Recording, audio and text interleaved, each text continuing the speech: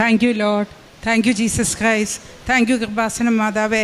ഇന്നിവിടെ വരാനും ഇവിടെ വന്ന് ഈ പുണ്യഭൂമിയിൽ സാക്ഷ്യം പറയാനും അനുഗ്രഹം ചെയ്തതിനും പ്രത്യേകമായി നന്ദി പറയുന്നു. ഞാൻ ഡോക്ടർ ഗ്രേസി, അബുദാബിയിൽ 34 വർഷമായി സ്വന്തമായി ഞങ്ങൾക്ക് മെഡിക്കൽ സെൻ്ററുണ്ട്, വർക്ക് ചെയ്യുകയാണ്.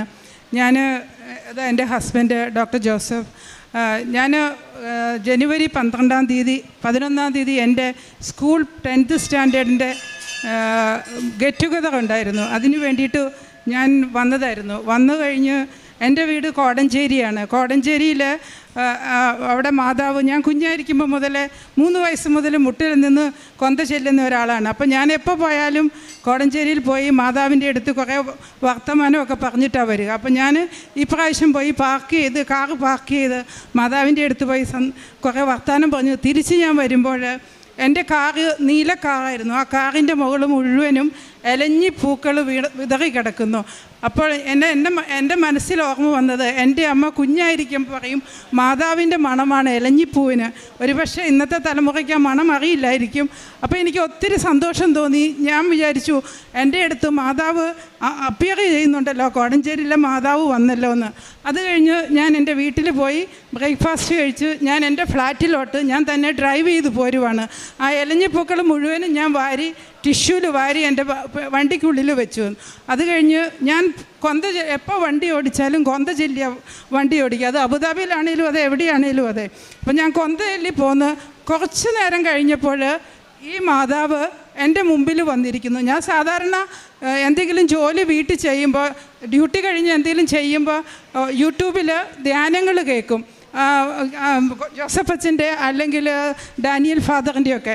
അപ്പോൾ എനിക്ക് മാതാവിനെ കാണത്തില്ല, കാരണം ഞാൻ എവിടെയെങ്കിലും ഫോൺ വെച്ചിട്ടാണ് ഞാൻ ജോലി ചെയ്യുന്നത്. അപ്പോൾ എനിക്ക് കേൾക്കാം. അപ്പം ഞാൻ ഈ മാതാവ് വന്നപ്പോൾ എനിക്ക് തോന്നി, അയ്യോ എന്താ ഇങ്ങനെ തോന്നുന്നതെന്ന്. ശരിക്കും എൻ്റെ മുമ്പിൽ ഞാൻ വണ്ടി ഓടിച്ചു പോവുകയാണ്. അപ്പോൾ എനിക്ക് തോന്നി എൻ്റെ തോന്നലായിരിക്കുമെന്ന്. എന്നിട്ട് ഞാൻ കൊന്ത ചൊല്ലി പിന്നെ ഡ്രൈവ് ചെയ്ത് പോരും. 35 കിലോമീറ്റേഴ്സ് ഉണ്ട് ഞാൻ എൻ്റെ ഫ്ലാറ്റിലോട്ട് പോകാനായിട്ട്.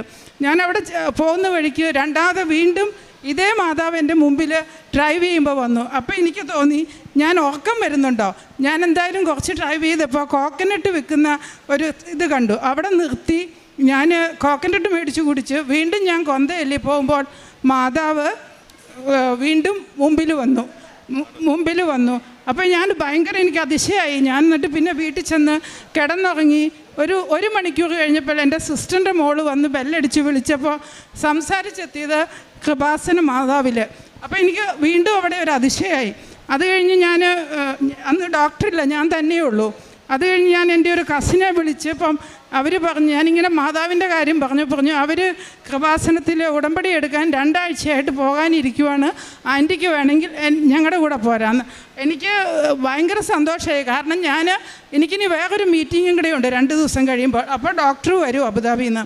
അപ്പം ഞാൻ ഈ 2 ദിവസത്തിനുള്ളിൽ എൻ്റെ കൈക്ക് ചെറിയ കോവിഡ് കഴിഞ്ഞപ്പോൾ ആർത്രൈറ്റിസ് ഉണ്ട്. അപ്പോൾ ഞാൻ തീരുമാനമായിട്ട് ബുക്ക് ചെയ്തേക്കുക. അപ്പോൾ അത് എൻ്റെ ബർത്ത്ഡേയുടെ ദിവസം, അതിൻ്റെ അടുത്ത ദിവസമാണ് ജനുവരി 13 ഞാൻ അവിടുന്ന് പിന്നെ അതൊക്കെ ക്യാൻസൽ ചെയ്ത് ഞാൻ അവരുടെ കൂടെ ഇവിടെ കൃപാസനത്തിൽ 14th ഏർലി മോർണിംഗിൽ ഇവിടെ എത്തി. അത് ജനുവരി 14 ഞാൻ ഓടി വന്ന് ഇവിടെ മാസം നടക്കുമായിരുന്നു. അപ്പോൾ അന്ന് ഞാൻ നോക്കുമ്പോൾ ഇതേ മാതാവ് ഞാൻ ആദ്യമായിട്ട് കാണുവാണ്. ഇതേ മാതാവ് എനിക്ക് വണ്ടിയിൽ വന്നത്. എനിക്ക് ഭയങ്കര അത്ഭുതമായിപ്പോയി. ഞാൻ പിന്നെ ഉടമ്പടി എടുത്ത് അന്ന് രാത്രിക്ക് ഞാൻ വീട്ടിലെത്തുമ്പോൾ 1 മണിയായി. 1 മണിയായപ്പോൾ ഞാൻ വണ്ടിയിലിരിക്കുമ്പോൾ ഞാൻ ഫോൺ എടുക്കത്തില്ല, കാരണം എനിക്ക് വെട്ടേക വരും. അപ്പം ഞാൻ എന്ത് ചെയ്തു, ഞാൻ വീട്ടിൽ ചെന്നപ്പോൾ പോരുന്നതിന് മുമ്പാട് ഞാനിങ്ങനെ എൻ്റെ ഹസ്ബൻഡിനെ വിളിച്ച് പറഞ്ഞു, ഞാൻ നാളെ കൃപാസനത്തിൽ പോവാന്ന്. അപ്പോൾ എൻ്റെ ഹസ്ബൻഡ് ചോദിച്ചു, എന്താ പെട്ടെന്നൊരു കൃപാസനം മാതാവ് തിരുമിക്കാനൊക്കെ പോയ ആൾ കൃപാസനത്തിലോട്ട് പോവുകയാണോ എന്ന് ചോദിച്ചു. അപ്പം ഞാൻ പറഞ്ഞു അങ്ങനെ ഒരു അനുഭവം ഉണ്ടായി. അപ്പോൾ എന്നോട് പറഞ്ഞു, അങ്ങനെ ഉണ്ടെങ്കിൽ എൻ്റെ കുറച്ച് കാര്യങ്ങളുണ്ട്, നീ പറയണമെന്ന് പറഞ്ഞു. അപ്പോൾ അത് ഡോക്ടർ പറയും. അപ്പോൾ ഞാനത് ഇവിടെ വന്ന് ഉടമ്പടിയിൽ എഴുതി. പിന്നെ ഞാൻ എപ്പോഴും എൻ്റെ മോന് വിശ്വാസത്തിലോട്ട് വരണം എന്നുള്ളതാണ് എപ്പോഴും പ്രാർത്ഥിക്കാറുള്ളത്. അപ്പോൾ അതുമെല്ലാം ഉടമ്പടി എഴുതി. ഞാൻ വീട്ടിൽ ചെന്ന് ഞാൻ ഫോൺ എടുക്കുമ്പോൾ ഡോക്ടറിൻ്റെ പെങ്ങളുടെ മകൻ്റെ ഭാര്യ സൺഡേ അവിടെ പള്ളിയിൽ കുർബാനയ്ക്ക് ഇരിക്കുമ്പോൾ എനിക്ക് മാതാവ് വന്ന അതേ സമയത്ത് ആ മോക്ക് ഇങ്ങനെ കാണുവാണ്. എന്നെയും ജോസഫച്ചനെയും കൃപാസന മാതാവിനെയും ആ കുർബാന മുഴുവൻ ടൈമിലും ഞങ്ങളെ മൂന്നേരെയും കാണുന്നു. അപ്പോൾ എനിക്ക് മെസ്സേജ് ഇട്ടിരിക്കുന്നു ഇങ്ങനെ, ആൻറ്റി ഇന്ന് നാട്ടിൽ പോകുമ്പോൾ, ഞാൻ നാട്ടിലുള്ളതെന്ന് അവർക്ക് അറിയത്തില്ല, കാരണം ഞാനൊരു ഷോർട്ട് മീറ്റിങ്ങിന് വന്നതാണ്. അപ്പോൾ ആൻറ്റി ചെന്ന് കഴിഞ്ഞാൽ എപ്പോഴെങ്കിലും നാട്ടിൽ പോകുമ്പോൾ കൃപാസന മാതാവിനെ പോയി കാണുന്നു. എനിക്ക് ഭയങ്കര അത്ഭുതമായി പോയി. ഞാൻ പറഞ്ഞു, ഷാജി ഇത് ഭയങ്കര കോയിൻസിഡൻസ് ആണല്ലോ, ഞാനിപ്പം വന്ന് കയറിയിട്ടേ ഉള്ളൂ അവിടെ പോയെന്ന്. അതിനുശേഷം ഞാൻ പിറ്റേ ദിവസം തന്നെ പിറ്റേ ദിവസം മീറ്റിംഗാണ്. മീറ്റിങ്ങിന് ഞങ്ങൾ ഷൊർണൂർ വെച്ചായിരുന്നു മീറ്റിംഗ്. അന്ന് അവിടെ ചെന്ന പിറ്റേ ദിവസം മുതൽ മാതാവ് ഡോക്ടർ പറഞ്ഞ കാര്യത്തിൽ ഇടപെടാൻ തുടങ്ങി. അത് ഡോക്ടർ പറയും സമയ ചുരുക്കം കൊണ്ട്. അത് കഴിഞ്ഞ് ഞാൻ 20th തിരിച്ച് അബുദാബി പോയി. ഞാൻ എൻ്റെ മെഡിക്കൽ സെൻറ്ററിൽ നിന്ന് വീട്ടിലോട്ട് ഡ്രൈവ് ചെയ്ത് പോവുകയാണ്. അത് ഇപ്പം പറയുന്നത് സ്വപ്നത്തിൽ കണ്ടതാണ്. അപ്പോൾ സ്വപ്നത്തിൽ കണ്ടപ്പോൾ മാതാവ്, ഞാൻ ഡ്രൈവ് ചെയ്യുമ്പോൾ മുമ്പിൽ ഒരാളിരിക്കുന്നു, പുറയിൽ ഒരാളിരിക്കുന്നു. അപ്പോൾ കുറച്ച് കഴിഞ്ഞപ്പോൾ പുറയിലിരിക്കുന്ന ആൾ പറഞ്ഞു എനിക്ക് ഇറങ്ങണമെന്ന്. ഞാനപ്പം വേഗം വണ്ടി നിർത്തി. ഞാനിത് ആരാ ഇറങ്ങുന്നത് തിരിഞ്ഞു നോക്കുമ്പോൾ ടർക്കോയിസ് ബ്ലൂവിൽ ബ്രൈറ്റനിങ് ആയിട്ടുള്ള മദർ മേരി. ഞാൻ ഉടനെ പറഞ്ഞു, അയ്യോ ഇത് മാതാവായിരുന്നോ എന്ന് പറഞ്ഞ് ഞാൻ അത്ഭുതത്തോടെ ഇരുന്നു. അത് കഴിഞ്ഞ് എനിക്ക് ഭയങ്കര സന്തോഷം. ഞാൻ പിന്നെ ഉറങ്ങി എണീറ്റു. പിന്നെ എൻ്റെ സംശയം, അപ്പോൾ മാതാവ് വന്നു. ഇനി വണ്ടിയുടെ കാര്യങ്ങളൊക്കെ അത് ബിസിനസ്സായിട്ടുള്ള കാര്യമാണ്, ഡോക്ടർ പറയുമ്പോൾ മനസ്സിലാവും നിങ്ങൾക്ക്. അപ്പോൾ വണ്ടിയിൽ മാതാവ് വന്നു, സഞ്ചരിക്കുന്ന മാതാവ് വന്നു. ഇനി കാര്യങ്ങളെല്ലാം റെഡിയാണെന്ന് എനിക്ക് മനസ്സിലായി. അത് കഴിഞ്ഞ് ഞാൻ മാതാവിനോട് ചോദിച്ചു, മാതാവ് എന്ത് എൻ്റെ വീട് വരെ വരാഞ്ഞേ, വീട്ടിലെന്തെങ്കിലും കുഴപ്പമുണ്ടോ, അതാണോ മാതാവ് വരഞ്ഞ്. അങ്ങനെ ഞാൻ പിറ്റേ ദിവസം കിടക്കുമ്പോൾ മാതാവുണ്ട് മുമ്പിൽ വന്ന് നിന്നു. അപ്പോൾ എനിക്ക് പെട്ടെന്ന് ഭയങ്കര സന്തോഷമായി. ഞാൻ ചാടി എണീറ്റ് എനിക്ക് ഭയങ്കര സന്തോഷമായി, മാതാവ് വീട്ടിൽ വന്നല്ലോ എന്ന്. അപ്പോൾ ഞാൻ താഴെ ചെന്ന് മുകളിലാണ് കിടക്കുന്നത്, താഴെ ചെന്ന് നോക്കുമ്പോൾ എൻ്റെ മുമ്പിൽ വന്ന മാതാവ് 2 വർഷം മുമ്പ് എൻ്റെ വീട്ടിലൊരു ഡോക്ടർ മാധവൻ വന്നപ്പോൾ എനിക്ക് ശക്തിയുള്ള മാതാവാണെന്നും പറഞ്ഞ് ഈ കൃപാസനത്തിലെ മാതാവ് തന്നത്. എനിക്കറിയില്ലായിരുന്നു അത് കൃപാസനത്തിലെ മാതാവാന്ന്. ഞാൻ നോക്കുമ്പോൾ എൻ്റെ മുമ്പിൽ വന്ന അതേ മാതാവ് എൻ്റെ കിച്ചൻ്റെ ഡൈനിങ് ടേബിളിൽ നടുക്കുണ്ട്. എനിക്കത് അറിയില്ലായിരുന്നു ഈ മാതാവ് കൃപാസനത്തിലെ മാതാവാന്ന്. അങ്ങനെ അതൊരു അത്ഭുതം. അത് കഴിഞ്ഞ് ഞാൻ മാതാവിനോട് ചോദിച്ചു, മാതാവിൻ്റെ കൂടെ മുമ്പിലിരുന്ന ആരാ? അപ്പോൾ എൻ്റെ മനസ്സിൽ പറയുക, എൻ്റെ കൂടെ ആരാവും ഉണ്ടാവുക, എൻ്റെ പുത്രൻ. അങ്ങനെ ഭയങ്കര എനിക്ക് ഒത്തിരി അത്ഭുതങ്ങൾ വന്നു. പിന്നെ ഇത് വന്നത് സ്വപ്നത്തിലൊരു 14-ാം തീയതി കാണിക്കുവാണ്. അതിന് ശേഷമുള്ള എല്ലാ 14-ാം തീയതിയും ഓരോരോ അത്ഭുതങ്ങളായി. ഉടമ്പടിയിൽ വെച്ച എല്ലാ കാര്യങ്ങളും, ഉടമ്പടിയിൽ വെക്കാത്ത ഒരു വലിയ അത്ഭുതവും ഈ സെപ്റ്റംബർ 14-ാം തീയതി നടന്നു. ആ സെപ്റ്റംബർ 14-ാം തീയതി പറഞ്ഞ് നടന്നിട്ട് ബാക്കിയുള്ളത് ഞാൻ ഡോക്ടർക്ക് കൊടുക്കാം സമയ ചുരുക്കം കൊണ്ട്. ഞാൻ സൺഡേ ആയിരുന്നു, ഞാൻ ഡ്യൂട്ടി കഴിഞ്ഞിട്ട് പള്ളിയിൽ പോവുമായിരുന്നു. അപ്പം അബുദാബിയിൽ നിങ്ങൾക്കറിയാമല്ലോ വലിയ റോഡുകളായിരിക്കും. അപ്പോൾ ഞാൻ ഡ്രൈവ് ചെയ്ത് പോകുമ്പോൾ ഒരു ഗിവേക്കടെ പോവുകയാണ്. ഗിവേന്ന് ഇറങ്ങുമ്പോൾ വണ്ടി സ്ലോയിലാണ് പോകുന്നത്. അപ്പോൾ പെട്ടെന്നൊരു സൗണ്ട് കേട്ടു. അപ്പോൾ സൗണ്ട് കേട്ടപ്പം ഞാൻ നോക്കുമ്പോൾ ഒരു ഡെലിവറി ബോയ് റോഡിൽ തെറിച്ച് കിടക്കുന്നു. ഞാൻ വേഗം വണ്ടി ഹസാഡിലിട്ടിട്ട് ഞാൻ ഓടിച്ചെന്നു. അയാൾ കടിയൊക്കെ റെസ്റ്റ് അടിച്ച് കംപ്ലീറ്റ് ആയിട്ട് ഡെഡായിട്ട് കിടക്കുക. ഞാൻ വേഗം അവിടെ മുട്ടുകുത്തി നിന്ന്, എൻ്റെ ഈശോയെ ടേക്ക് മൈ ലൈഫ്, കൃപാസന മാതാവേ take my life, give to him എന്ന് പറഞ്ഞ് ഞാൻ കാർഡിയാക് മസാജ് കൊടുത്തു. 5 മാസം ഇത് ചെയ്ത് കഴിഞ്ഞിട്ടും അനങ്ങിയില്ല. 6ാമത്തെ ചെയ്യുമ്പോൾ അയാളൊന്ന് തലയനക്കി. എനിക്ക് മനസ്സിലായി മാതാവ് അവിടെ ഇടപെട്ട് ജീവൻ കൊടുത്തു എന്ന്. അതൊരു ഭയങ്കര അത്ഭുതമായിപ്പോയി. അത് കഴിഞ്ഞ ശേഷം പിന്നെ ഞാൻ കണ്ടിന്യൂസ് ആയിട്ട്, എന്നാലും ഹാർട്ട് ബീറ്റ് വന്നില്ല, പക്ഷേ ആളൊന്നും അനങ്ങിയതേ ഉള്ളൂ. പിന്നെ വീണ്ടും കാർഡിയാക് മസാജ് ചെയ്തു. അപ്പോഴേക്കും പോലീസൊക്കെ എത്തി. 10 ബീറ്റ് കൊടുത്തപ്പോഴേക്കും എനിക്ക് കയ്യിൽ ഹാർട്ട് ബീറ്റ് ഫീൽ ചെയ്യാൻ തുടങ്ങി, കഴുത്തേൽ ഫീൽ ചെയ്യാൻ തുടങ്ങി, പൾസ് ചെയ്തു. പിന്നെ 10 മിനിറ്റോളം അയാൾ അൺകോൺഷ്യസ് ആയിരുന്നു. പിന്നെ പോലീസ് വന്ന് എല്ലാവരും വന്നു. അത് കഴിഞ്ഞിട്ട് അവിടെ നിങ്ങൾക്കറിയാമല്ലോ വണ്ടി ആർക്ക് തട്ടിയതോ എന്ത് തട്ടിയല്ലോ, പേഷ്യൻ്റ് മരിച്ചു കഴിഞ്ഞാൽ നമ്മൾ അതിനോട് അസോസിയേറ്റ് എല്ലാവരെയും പിടിച്ചുകൊണ്ട് പോകും.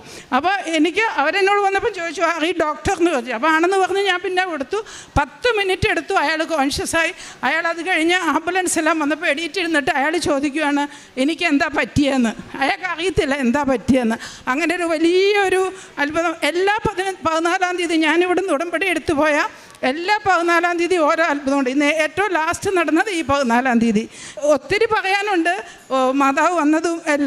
പിന്നെ ഞാൻ ഇവിടുന്ന് ജനുവരിയിൽ പോയതിന് ശേഷം ഞാൻ പൊതുവെ കുറച്ച് ഡ്രസ്സ് വാങ്ങിക്കും ഇവിടെ വന്നു കഴിഞ്ഞാൽ, കുറച്ച് മേക്കപ്പ് സാധനങ്ങളൊക്കെ അങ്ങനെ മേടിക്കുന്ന ഒരാളാണ്. അപ്പോൾ അതിന് ശേഷം ഒരൊറ്റ ഡ്രസ്സും, കാരണം ഇഷ്ടംപോലെ ഡ്രസ്സുണ്ട്, അതൊന്നും മേടിക്കത്തില്ല, ഒരു മേക്കപ്പ് സാധനങ്ങൾ മേടിക്കുക. ആ പൈസയെല്ലാം പ്രേക്ഷിത വേലയ്ക്ക് വേണ്ടിയിട്ട് മാറ്റിവെച്ചു. പിന്നെ ഞാൻ ഒരു ദിവസം എന്നും പണ്ട് മുതലേ ഫാസ്റ്റിംഗ് എടുക്കുന്ന ആളാണ്, വെള്ളിയാഴ്ച. കാരണം ഞാൻ 3 വയസ്സ് മുതൽ മുട്ട നിന്ന് പ്രാർത്ഥിക്കുന്നത്. ഇപ്പോഴും ഞാൻ മുട്ട നിന്നേ കൊന്ത ചെല്ലത്തുള്ളൂ. അത് വീട്ടിൽ നിന്ന് കിട്ടിയിരിക്കുന്ന ആ ഒരിതാണ്. അത് കഴിഞ്ഞ് ഞാൻ പിന്നെ ചെയ്യുന്ന പ്രേക്ഷിത വേല എന്ന് വെച്ചിട്ടുണ്ടെങ്കിൽ 3 ദിവസം സാക്രിഫൈസ് എടുക്കുക. അതായത് 3 ദിവസം ഞങ്ങൾ രാവിലെ വർക്ക് ചെയ്യാൻ പോയാൽ രാത്രി 11-11:30 വീട്ടിലെത്തുമ്പോൾ. ഉച്ചയ്ക്ക് ഗ്യാപ്പ് ഉണ്ടെങ്കിലും നമുക്കൊന്നും ചെയ്യാൻ പറ്റില്ല, ഉറങ്ങുകയുള്ളൂ.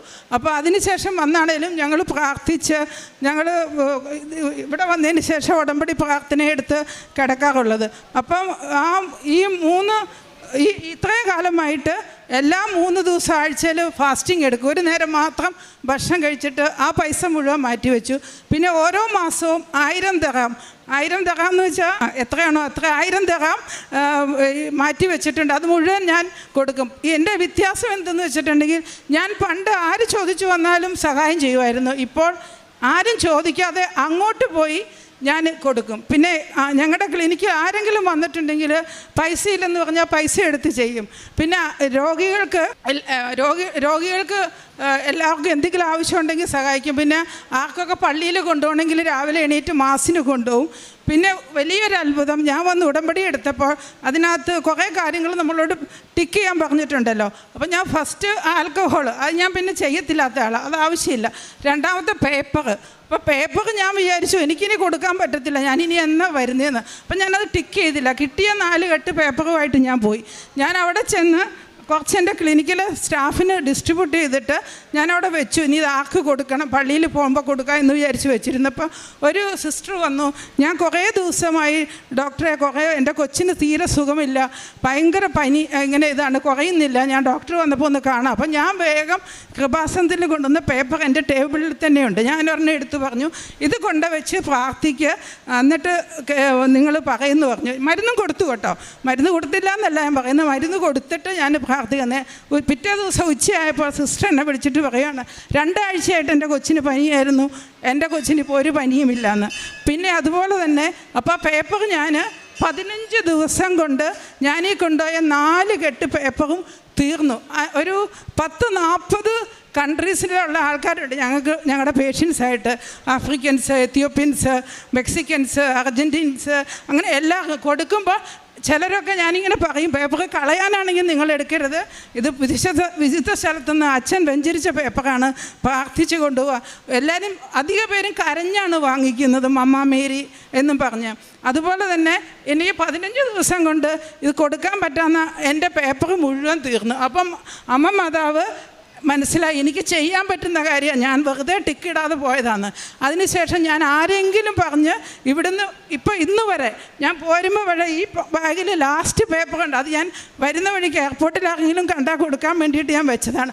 അങ്ങനെ ഇന്ന് വരെ പേപ്പർ എന്നും ഇവിടുന്ന് ആരെങ്കിലുമായിട്ട് എനിക്ക് കൊണ്ടു തരുമായിരുന്നു. വലിയൊരു നമുക്ക് ചെയ്യാൻ പറ്റും എന്ന് മാതാവിന് മനസ്സിലായി. അപ്പോൾ അത് ചെയ്താൽ ഞാനിങ്ങനെ ഉഴപ്പി നടക്കാൻ പാടില്ല എന്ന് മാതാവും തീരുമാനിച്ചു.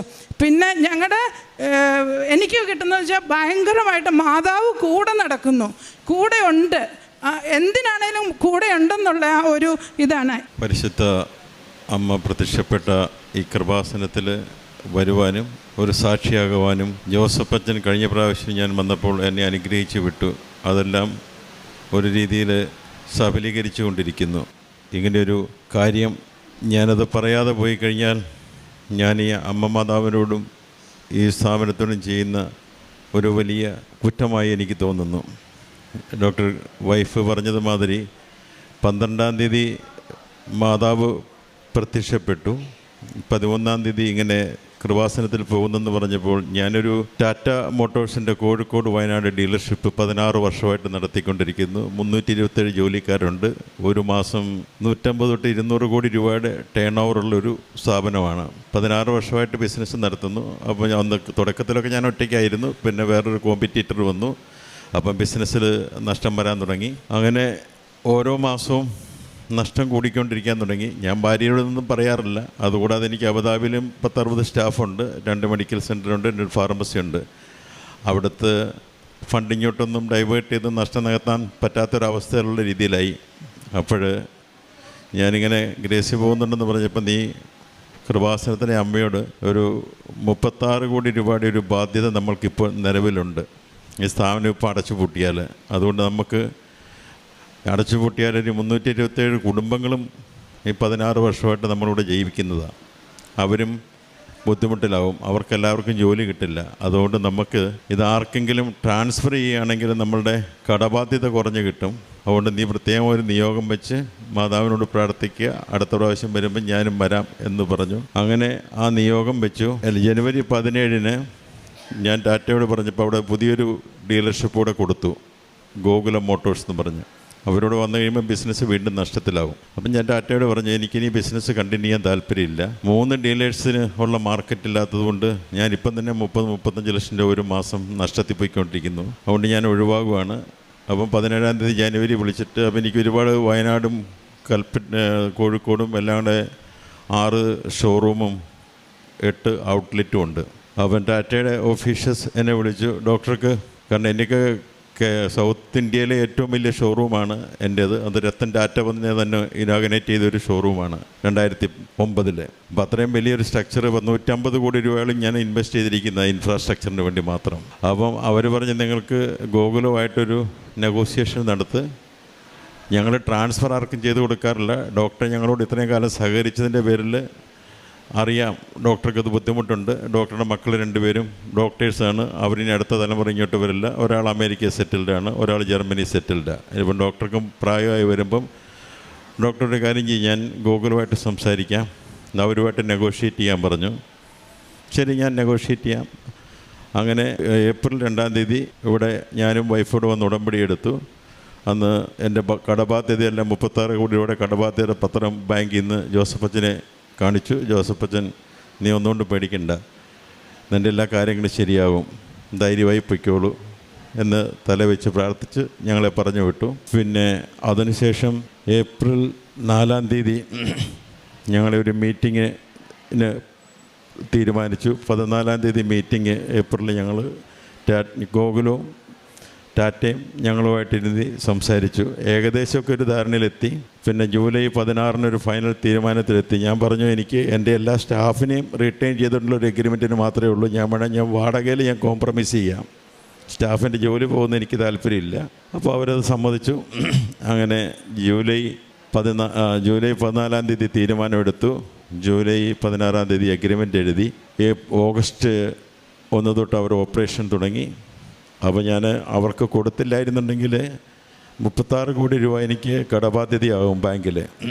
ഇപ്പോൾ അത് കൊടുത്തത് കാരണം അതൊരു 21.5 കോടി രൂപയായിട്ട് കുറഞ്ഞൊരു 14.5 കോടി രൂപയുടെ ലാഭം ഉണ്ടായി. ഇനി 21.5 കോടി രൂപയും കൂടി എനിക്കിനി ഉണ്ടാക്കാനുണ്ട്. അതുപോലെ തന്നെ ഞാനൊരു കുറച്ചൊരു വെറ്റ് ലാൻഡ് ഡ്രൈ ലാൻഡ് ആക്കാൻ വേണ്ടി കൊടുത്തിരുന്നു. ഇതിൻ്റെ കടം വീട്ടാൻ വേണ്ടി വിൽക്കാൻ വേണ്ടിയാണ്. അത് ഇങ്ങനെ 3 വർഷമായിട്ട് ഒന്നും ആയിരുന്നില്ല. ഈ ഉടമ്പടി എടുത്തതിന് ശേഷം ഒരാഴ്ച കഴിഞ്ഞപ്പോഴത്തേക്കും അതും വെറ്റ് ലാൻഡ് ഡ്രൈ ലാൻഡാക്കി എൻ്റെ ഫൈനൽ പേപ്പറും വന്നു. അതൊരു 14-ാം തീയതി ആയിരുന്നു. അങ്ങനെ ഞാൻ ഈ കൃപാസനത്തിലെ ഞാനൊരു മരിയൻ ഭക്തനാണ് ചെറുപ്പം മുതൽ. അപ്പോൾ മാതാവ് ഭാര്യയ്ക്ക് പ്രത്യക്ഷപ്പെട്ടപ്പോൾ എനിക്ക് മനസ്സിലായി നമ്മൾക്ക് വരാൻ പോകുന്നൊരു വലിയ ദുരന്തത്തിൽ നിന്ന് രക്ഷപ്പെടാൻ വേണ്ടി മാതാവ് ഈ വണ്ടിയിൽ പ്രത്യക്ഷപ്പെട്ടതും ഈ കൃപാസനത്തിൽ പോകാനും പ്രാർത്ഥിക്കാനും ഞങ്ങളെ ഒരു സാക്ഷ്യത്തിൻ്റെ ഉപകരണമാക്കണമെന്ന് മാതാവ് തീരുമാനിച്ചതുകൊണ്ടാണ് ഇതൊക്കെ സംഭവിച്ചത്. നമ്മളെ നവീകരിക്കാൻ വേണ്ടിയാണ് എന്നാണ് എനിക്ക് മനസ്സിലായത്. നഷ്ടങ്ങൾ നമുക്ക് വീണ്ടും നികത്താം, അപ്പം ആത്മീയമായി കുറച്ചുകൂടെ നവീകരിക്കണം എന്നുള്ളതാണ് മാതാവും ഈ ജീസസും തീരുമാനിച്ചതെന്നാണ് ഞാനിതിൽ നിന്ന് എനിക്കൊരു പാഠം ഉൾക്കൊള്ളാനുള്ളത്. അതുപോലെ തന്നെ ഞാൻ വല്ലപ്പോഴും സോഷ്യൽ ഡ്രിങ്കായിട്ട് വല്ലപ്പോഴും ഫ്രണ്ട്സൊക്കെ ആയിട്ട് ഡ്രിങ്ക്സ് ഉണ്ടായിരുന്നു, വല്ലപ്പോഴും ഈ സ്മോക്കിംഗ് ഉണ്ടായിരുന്നു. ഞാൻ കഴിഞ്ഞ ഈ വൈഫ് പോകുന്നതിന് ശേഷം ഞാനത് തനിയെ ഓട്ടോമാറ്റിക്കലി ഞാനതങ്ങ് നിർത്തി. ഞാനിങ്ങനെ ആ ഒരു കാര്യങ്ങളും ഇടപെടുന്നുമില്ല. അത് പാർട്ടികളുമെല്ലാം ഒഴിവാക്കി. അതുകൂടാതെ പ്രേക്ഷിത പ്രവർത്തനം എന്ന് പറഞ്ഞാൽ ഞങ്ങൾ ചോദിക്കുന്ന എല്ലാവർക്കും കൊടുക്കുമായിരുന്നു. വെള്ളപ്പൊക്കത്തിൽ വീട് നഷ്ടപ്പെട്ടവർക്ക് കൊടുക്കും, സിസ്റ്റേഴ്സിന് എന്തെങ്കിലും ഓർഫനേജ് പണിയാനുള്ള പൈസ കൊടുക്കും, അങ്ങനെയൊക്കെ ചോദിക്കുന്നവർക്ക് മാത്രമേ കൊടുക്കാറുണ്ടായിരുന്നുള്ളൂ. ഇപ്പോൾ അങ്ങനെയല്ല, ആവശ്യമുള്ളവരെ അങ്ങോട്ട് തേടിച്ചെന്ന് എന്തെങ്കിലും ആവശ്യമുണ്ടെങ്കിൽ രോഗികൾ, ഓർഫനേജിലുള്ളവർക്ക് എന്തെങ്കിലും സാധനങ്ങൾ വാങ്ങിച്ചു കൊടുക്കുക, ഇങ്ങനെയുള്ള കാര്യങ്ങളൊക്കെ ഫുഡ്, അതുപോലെ തന്നെ ഞങ്ങൾ താമസിക്കുന്ന സ്ഥലത്ത് ഒരുപാട് ജോലിക്കാരുണ്ട്. ഈ രാവിലെ തൊട്ട് വൈകുന്നേരം വരെ വെയിലത്ത് ജോലി ചെയ്യുന്നവർ. അവർക്ക് ഭക്ഷണം ഞങ്ങൾ തന്നെ വീട്ടിലുണ്ടാക്കിയിട്ട് അവർക്കൊക്കെ കൊടുക്കും. അപ്പോൾ ഇങ്ങനെയുള്ള കാര്യങ്ങളൊക്കെ ഞങ്ങൾക്ക് ചെയ്യുമ്പോൾ ഞങ്ങൾക്ക് മനസ്സിനൊരു സന്തോഷം. ഇത് നമ്മൾക്ക് ഇതുവരെ ചെയ്യാൻ പറ്റിയിരുന്നില്ല. അതുപോലെ തന്നെ ഞങ്ങൾ ഇനി ബാക്കി ഞങ്ങൾക്കുള്ള ഈ കടങ്ങളും ബാധ്യതകളും എല്ലാം തീർന്നതിന് ശേഷം വീണ്ടും ഞാനിവിടെ ഒരു സാക്ഷ്യം തീർച്ചയായിട്ടും പറയാൻ വരും. അതുപോലെ തന്നെ എനിക്കിനി മരിയൻ കൃപാസന കേന്ദ്രത്തിൽ ഇവിടെ വരുന്ന അനേകായിരം രോഗികളും കടബാധ്യതക്കാരും മക്കളെ ഓർത്ത് വേദനിക്കുന്നവരും എല്ലാവർക്കും വേണ്ടി ഞങ്ങൾക്ക് എല്ലാ ദിവസവും പ്രാർത്ഥിക്കുന്നു. ഞാനിതുപോലെ പ്രാർത്ഥിച്ചുകൊണ്ടിരുന്നപ്പോൾ ഭാര്യയ്ക്ക് കണ്ടതുപോലെ എനിക്കും എൻ്റെ വീട്ടിൽ ഒരു ജാസ്മിൻ്റെ സ്മെല്ല് എനിക്ക് അനുഭവപ്പെട്ടു. അപ്പം മാതാവ് ഞങ്ങളുടെ കൂടെ ഉണ്ട് എന്നുള്ള ഒരു ഉറപ്പിൽ എനിക്ക് യാതൊരു ഭയവുമില്ല. എത്ര കടമുണ്ടെങ്കിലും ഞാൻ പോകുന്നിടത്ത് എന്ത് ഡിസ്കഷന് പോകുമ്പോഴും ഈ ഉപ്പും തൈലവും ഒക്കെ കൊണ്ടുകൊണ്ടാണ് പോകുന്നത്. ആ കാര്യങ്ങളൊക്കെ ഒരു പരിധി എല്ലാം അതുപോലെ തന്നെ നടക്കുന്നുണ്ട്. ഈവൻ ബാങ്കുകാരുടെ വരെ ഞാൻ ഇന്നലെ സംസാരിച്ചു. എനിക്ക് കുറച്ച് സാവകാശം വേണം, അല്ലെങ്കിൽ ഞാൻ ഈ പ്രോപ്പർട്ടി 150 കോടിയുടെ പ്രോപ്പർട്ടി പ്ലെഡ്ജ് ചെയ്തിട്ടാണ് ഈ ലോണൊക്കെ എടുത്തിരിക്കുന്നത്. ഇനി അവർക്ക് 21.5 കോടി രൂപയോളം കൊടുക്കാനുമുണ്ട്. അപ്പോൾ അത് ചെയ്ത് തരാം, കുറേശ്ശെ അടയ്ക്കാൻ പറഞ്ഞിരിക്കുകയാണ്. ഇത്രയും വലിയ കാര്യങ്ങൾ ചെയ്തു തന്ന അമ്മ മാതാവിന്, ഈ കൃപാസനത്തിലെ ജോസഫച്ചനും ഇവിടെ പ്രേക്ഷിത പ്രവർത്തനം മറ്റു വൈദികർക്കും സന്യസ്തർക്കും എല്ലാവർക്കും വേണ്ടി ഞങ്ങൾ പ്രാർത്ഥിക്കുന്നു. അവരെയെല്ലാം ദൈവം സമർത്ഥമായി അനുഗ്രഹിക്കട്ടെ. കൂടുതൽ കഷ്ടതപ്പെടുന്നവരുടെ കഷ്ടതകൾ പരിശുദ്ധ ദൈവമാതാവിൻ്റെ തൃപ്പാദത്തെങ്കിൽ കാഴ്ചവെച്ച് അങ്ങേ തിരുക്കുമാരൻ്റെ കൃപയാൽ അങ്ങ് സാധിച്ചു കൊടുക്കുവാൻ, കൃപയുണ്ടാകുവാൻ ഈ സ്ഥാപനത്തെ അനുഗ്രഹിക്കണമെന്ന് ഹൃദയത്തിൽ നിന്ന് ഞങ്ങൾ പ്രാർത്ഥിക്കുന്നു. ജോസഫ് അച്ഛൻ പറയുന്ന പോലെ ഞങ്ങൾ പ്രാർത്ഥിക്കുമായിരുന്നു, കൂടുതൽ പ്രവർത്തിക്കുന്നത് ഇപ്പം ഈ ഉടമ്പടി എടുത്തതിന് ശേഷമാണ്. പിന്നെ ഒരു കാര്യം കൂടി, ഞാൻ പ്രീ ഡിഗ്രിക്ക് പഠിക്കുന്ന കാലത്താണ് കരസ്മാറ്റിക് പ്രെയർ എല്ലാം തുടങ്ങി. അന്ന് മുതൽ നമ്മൾ ബൈബിൾ വായിക്കുകയും കരസ്മാറ്റിക് എല്ലാ കാര്യങ്ങളിലും ഇടും. അപ്പോൾ കരസ്മാറ്റിക് ആകുമ്പോൾ ഞാൻ എല്ലാ വർഷവും ഞാൻ അധികം ഇംഗ്ലീഷ് ധ്യാനത്തിനാണ് പോയി വന്ന് പിന്നെ കുറേ കാലത്തിന് ഭയങ്കര സ്പിരിച്വലായിരിക്കും. പിന്നെ അങ്ങ് പതുക്കെ പോകും. പക്ഷേ പ്രാർത്ഥനകളൊക്കെ ചെല്ലുന്നുണ്ടാകും. പക്ഷേ കൃപാസനത്തിൽ വന്നതിന് ശേഷം എല്ലാ ദിവസവും ജീവിക്കുകയാണ്. രാവിലെ എണീക്കുമ്പോൾ മുതൽ പ്രെയർ, വൈകുന്നേരം വരെ എപ്പോൾ സമയം കിട്ടിയാലും നമുക്ക് വേറെ ഒന്നിനും സമയം കിട്ടുന്നില്ല. അച്ഛൻ്റെ എല്ലാ ടോക്കുകളും അല്ലെങ്കിൽ സാക്ഷികളും കേൾക്കാൻ പറ്റിയില്ലല്ലോ എന്നുള്ള വിഷമാണ്. അടുത്ത ദിവസം നമ്മുടെ മനസ്സിൻ്റെ ആ സ്പിരിച്വാലിറ്റി കുറയുമല്ല, ഓരോ ദിവസവും കൂടുവാണ്. അതാണ് ഞാൻ രണ്ടിലും കാര്യമായി പങ്കെടുത്തിട്ടുള്ള ഒരു വ്യക്തിയായെന്ന നിലയിൽ എനിക്കുള്ള ഈ വ്യത്യാസം കാണുന്നത്. കരസ്മാറ്റിക് ആകുമ്പോൾ നമ്മൾ എല്ലാ ദിവസവും ഒരാഴ്ച ധ്യാനം കൂടി വന്നു കഴിഞ്ഞ് കുറച്ച് കഴിയുമ്പോൾ അതിൻ്റെ ആ ഇൻറ്റൻസിറ്റി പതുക്കെ കുറയും. പിന്നെ അടുത്ത ധ്യാനത്തിന് പോകണം. ഇത് എല്ലാ ദിവസവും ഓരോ ദിവസവും കൂടി വരുന്നു. അത് എല്ലാവരിലും ഉണ്ടാകട്ടെ. എല്ലാവർക്കും വേണ്ടിയിട്ട് പ്രാർത്ഥിച്ചുകൊണ്ട് ഒത്തിരി നന്ദിയോടെ ഞങ്ങൾ നന്ദി പറയുന്നു അമ്മ മാതാവിനും ദൈവകുമാരനും. വെളിപാട് 3:8 നിൻ്റെ പ്രവൃത്തികൾ ഞാൻ അറിയുന്നു, ഇതാ നിൻ്റെ മുമ്പിൽ ആർക്കും പൂട്ടുവാൻ കഴിയാത്ത വിധം തുറന്നു കിടക്കുന്ന ഒരു വാതിൽ ഞാൻ സ്ഥാപിച്ചിരിക്കുന്നു. നിൻ്റെ ശക്തി പരിമിതമാണ്, എങ്കിലും നീ എൻ്റെ വചനം കാത്തു, എൻ്റെ നാമം നിഷേധിച്ചതുമില്ല. ഡോക്ടർ ഗ്രേസി ജോസഫും ഡോക്ടർ ജോസും ഉടമ്പടി ജീവിതത്തിൻ്റെ ശക്തമായ സാക്ഷ്യങ്ങളാണ്, മരിയൻ അനുഭവങ്ങളാണ് അമ്മയുടെ തിരുനടയിൽ പങ്കുവച്ചത്.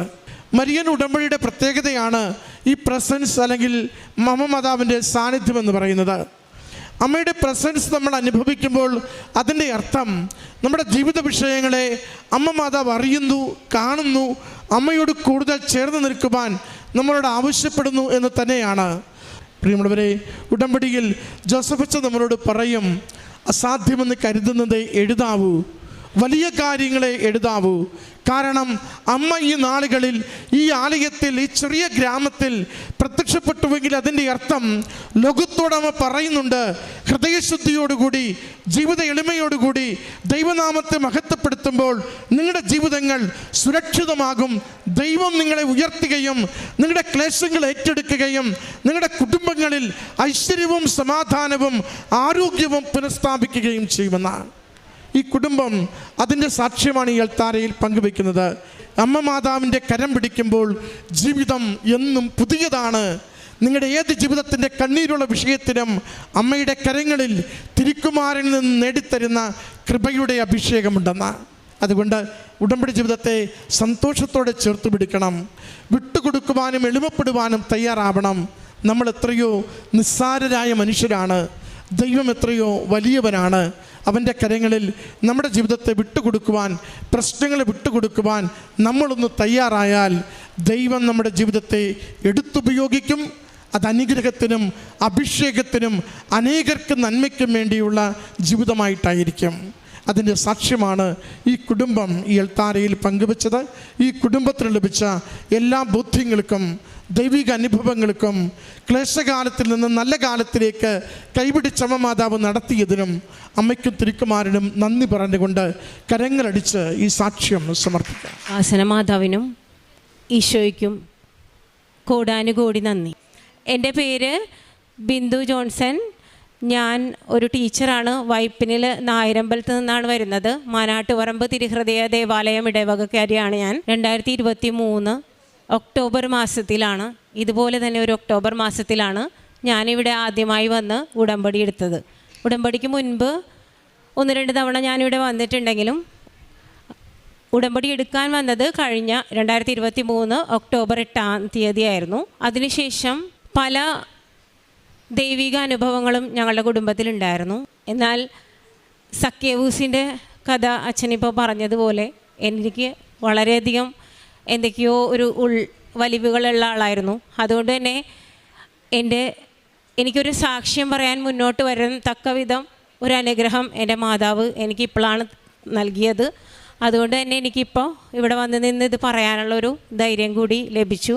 കഴിഞ്ഞ മാർച്ച് 14-ാം തീയതിയോടുകൂടി എൻ്റെ മകനൊരു ചുമ പനിയൊക്കെ ആയിട്ട് തുടങ്ങി.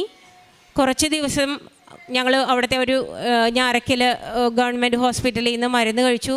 2 ദിവസം കഴിഞ്ഞപ്പോൾ തന്നെ കണ്ണിൽ ചെറിയൊരു ചുവപ്പ് കണ്ടു തുടങ്ങി. അപ്പോൾ നമ്മൾ വീണ്ടും ഡോക്ടറെ കൊണ്ടുപോയി കാണിച്ചു.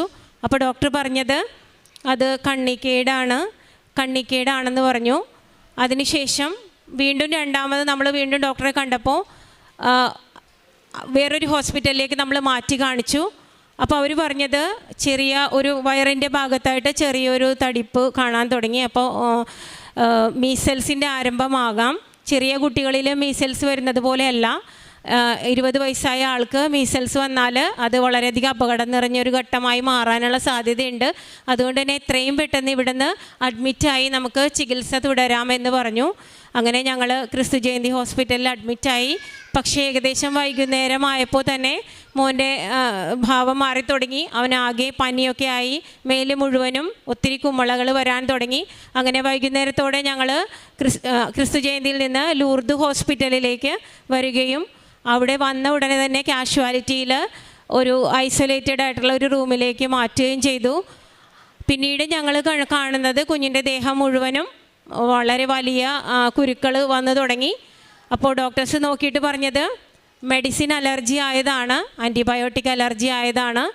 പക്ഷേ ഇത് ഓരോ ദിവസവും കാണുന്നതിൻ്റെ അപ്പുറത്തേക്ക് പോകും, നിങ്ങൾക്ക് കണ്ടു നിൽക്കാൻ പറ്റാത്ത അവസ്ഥകളിലേക്ക് പോകും.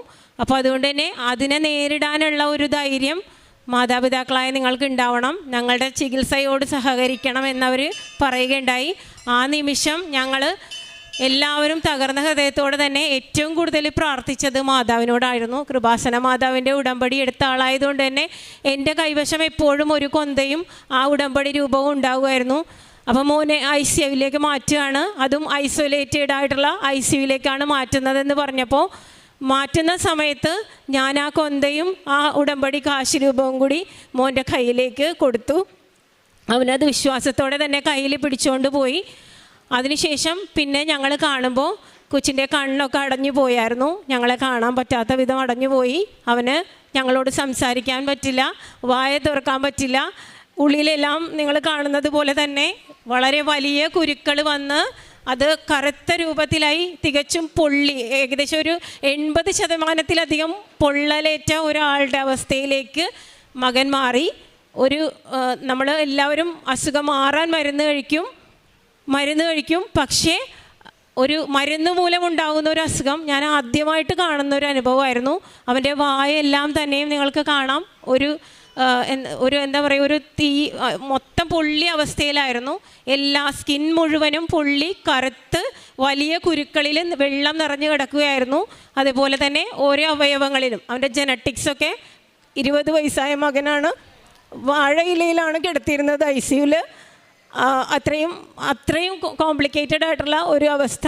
അവൻ്റെ ഏറ്റവും വലുത് അവൻ്റെ മാനസികാവസ്ഥയായിരുന്നു. 20 വയസ്സുള്ള ഒരു മകൻ, ചെറിയ കുട്ടികളാണ് അവിടുത്തെ നഴ്സുമാർ, അവരുടെ മുന്നിൽ വസ്ത്രങ്ങളൊന്നും ഉടുപ്പ് ഉപയോഗിക്കാതെയൊക്കെ ആയിരുന്നു അവൻ്റെ കിടന്നിരുന്നത്.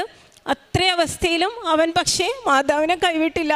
ഞാൻ കൊടുത്ത ആ കൊന്തയിൽ അവൻ്റെ ധൈര്യം അർപ്പിച്ച് അവരെല്ലാവരും, ആ ലൂർദ് ഹോസ്പിറ്റലിലുള്ള ഓരോ സിസ്റ്റേഴ്സും ഡോക്ടേഴ്സും എല്ലാവരും പറഞ്ഞൊരു കാര്യമാണ്, അവിടുത്തെ ഫാദേഴ്സൊക്കെ അവന് കുർബാന കൊടുക്കാനൊക്കെ ചെല്ലുമ്പോൾ അവരെല്ലാവരും എന്നോട് പറയുന്നത്, അവൻ ആ കൊന്തയിൽ നിന്ന് ഒരു നിമിഷം പോലും കൈവിട്ടിട്ടുണ്ടായിരുന്നില്ല. ആ ഉടമ്പടി രൂപം തന്നെയാണ് അവനെ സംരക്ഷിച്ചത്. ഒരു തുള്ളി വെള്ളം പോലും ഇറക്കാൻ പറ്റാതിരിക്കുന്ന അവസ്ഥയിൽ നമ്മൾ ആദ്യമായിട്ട് അവന് കൊടുത്തത് ഇവിടുത്തെ ഉപ്പിട്ട ഒരു അല്പം കഞ്ഞിവെള്ളമായിരുന്നു. അത് പിന്നീട് ഇറക്കാൻ സാധിച്ചു. അതുപോലെ കുറച്ച് ദിവസം, ഒരു 4-5 ദിവസത്തെ വലിയ പരീക്ഷണങ്ങളുടെ ഒരു ഘട്ടം കഴിഞ്ഞപ്പോൾ എൻ്റെ ഹസ്ബൻഡിൻ്റെ ചേട്ടനും ചേച്ചിയും കൂടെ ഇവിടെ വന്ന് ജോസഫ് അച്ഛനെ കണ്ട് ഈ പിക്ചർ നമ്മളിവിടെ സമർപ്പിച്ചു. അച്ഛനത് നമ്മുടെ അൾത്താരയിൽ അത് മാതാവിൻ്റെ രൂപത്തോട് ചേർത്ത് വെച്ചു പ്രാർത്ഥിച്ചിട്ട് അവൻ്റെ കഴുത്തിലണിയാനായിട്ടൊരു ചെറിയൊരു കാശ് രൂപവും കൊടുത്തു. എന്നിട്ട് പറഞ്ഞു, അത് അവൻ്റെ ബെഡിനടിയിൽ സൂക്ഷിക്കുക, ഒരു നിമിഷം പോലും മാതാവ് വൈകില്ല, നിങ്ങൾക്കതിനുള്ള സൗഖ്യം കിട്ടിയിരിക്കുമെന്ന് ഉറപ്പ് പറഞ്ഞു വിട്ടു. അന്ന് കൊണ്ടുവന്ന തൈലവും ആ തേനുമെല്ലാം ഡോക്ടേഴ്സ് പലപ്പോഴും നമ്മളോട് ഇങ്ങനെയുള്ള കാര്യങ്ങൾക്ക് ഇത് ഉപയോഗിക്കാമോ എന്ന് പോലും അവർ നമ്മളെ പറയാറില്ല. കാരണം ഇവൻ്റെ ശരീരത്തിലൊക്കെ നിറയെ പൊള്ളലൊക്കെ ഉള്ളതുകൊണ്ട് എണ്ണയൊക്കെ ഉപയോഗിക്കാമോ എന്നുള്ളത് സംശയമായിരുന്നു. പക്ഷേ ഞാൻ എപ്പോഴെല്ലാം എനിക്ക് അവസരം ലഭിച്ച ICUവിൻ്റെ ഉള്ളിൽ കയറിയാലും ഞാനത് അവൻ്റെ മേൽ എല്ലാം തൈലം പൂശുകയും പ്രാർത്ഥിക്കുകയും നെറ്റിയിൽ കുരിശ് വരച്ചു കൊടുക്കുകയൊക്കെ ചെയ്യുമായിരുന്നു. പക്ഷേ എന്നേക്കാളുപരി അവിടുത്തെ ഓരോ നഴ്സുമാരും ഇവിടുത്തെ കൃപാസന മാതാവിൻ്റെ ഏറ്റവും വലിയ പ്രേക്ഷിത പ്രവർത്തനമാണ് അവർ നടത്തുന്നത്. അവിടുത്തെ ഓരോ കന്യാസ്ത്രീമാരായാലും സിസ്റ്റേഴ്സായാലും ഇവിടെ വിശ്വാസമുള്ളവരിവിടെ വരുന്നവർ ഓരോ ദിവസവും അവനെ കാണുമ്പോൾ അവൻ്റെ നെറ്റിയിൽ അത് കുരിശ് വരച്ചു കൊടുക്കുകയൊക്കെ ചെയ്തിരുന്നു. ഏകദേശം ഒരു 5 ദിവസം കഴിഞ്ഞപ്പോൾ ഡോക്ടർ എന്നോട് പറയുന്നത്, ഇനി ഒരു 3 മാസക്കാലമെങ്കിലും നിങ്ങൾ ഇവിടെ തന്നെ കഴിയേണ്ടി വരും. ഈ കുഞ്ഞിൻ്റെ കണ്ണിൻ്റെ കാഴ്ചശക്തിയൊക്കെ പോയി തുടങ്ങി. അപ്പോൾ ഒരു കണ്ണ് പൂർണ്ണമായിട്ട് നഷ്ടപ്പെടും, ഒരു കണ്ണിൽ ഭാഗികമായിട്ട് അവന് കാഴ്ചയുണ്ട്. അങ്ങനത്തെ ഒക്കെ ഒരു അവസ്ഥയാണ് പറഞ്ഞത്. അവർക്ക് താഴേൽ ICUവിൽ നിന്ന് മാറ്റിയിട്ട് ഒരു മൈക്രോസ്കോപ്പ് ടെസ്റ്റ് ചെയ്യാൻ പോലും പറ്റാത്തൊരവസ്ഥയായിരുന്നു. ഇതിനെ പറയുന്നത് ടോക്സിക് എപ്പിഡെർമിക് നെക്രോസിസ് എന്നാണ് പറയുന്നത്. ഇത്രയും വലിയൊരു രോഗത്തിൻ്റെ പേര് പോലും നമ്മളെപ്പോലുള്ള സാധാരണക്കാർക്ക് ഇത് വളരെ ഭയങ്കര ഒരു അനുഭവം തന്നെയായിരുന്നു.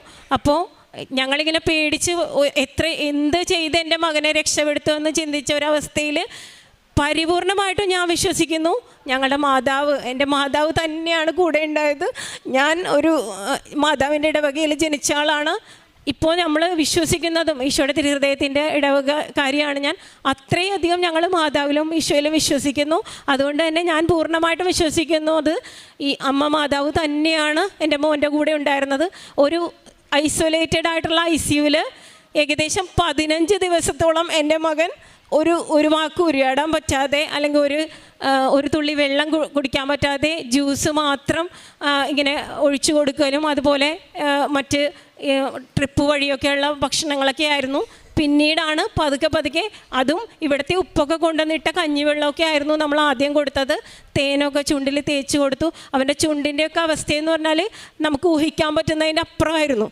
അത്രയും വിണ്ട് പൊളിഞ്ഞ്. മാർച്ച് എന്ന് പറയുന്നത് നമുക്ക് എല്ലാവർക്കും അറിയാം, നോയമ്പ് കാലമായിരുന്നു. ഞങ്ങളും നോയമ്പിലായിരുന്നു.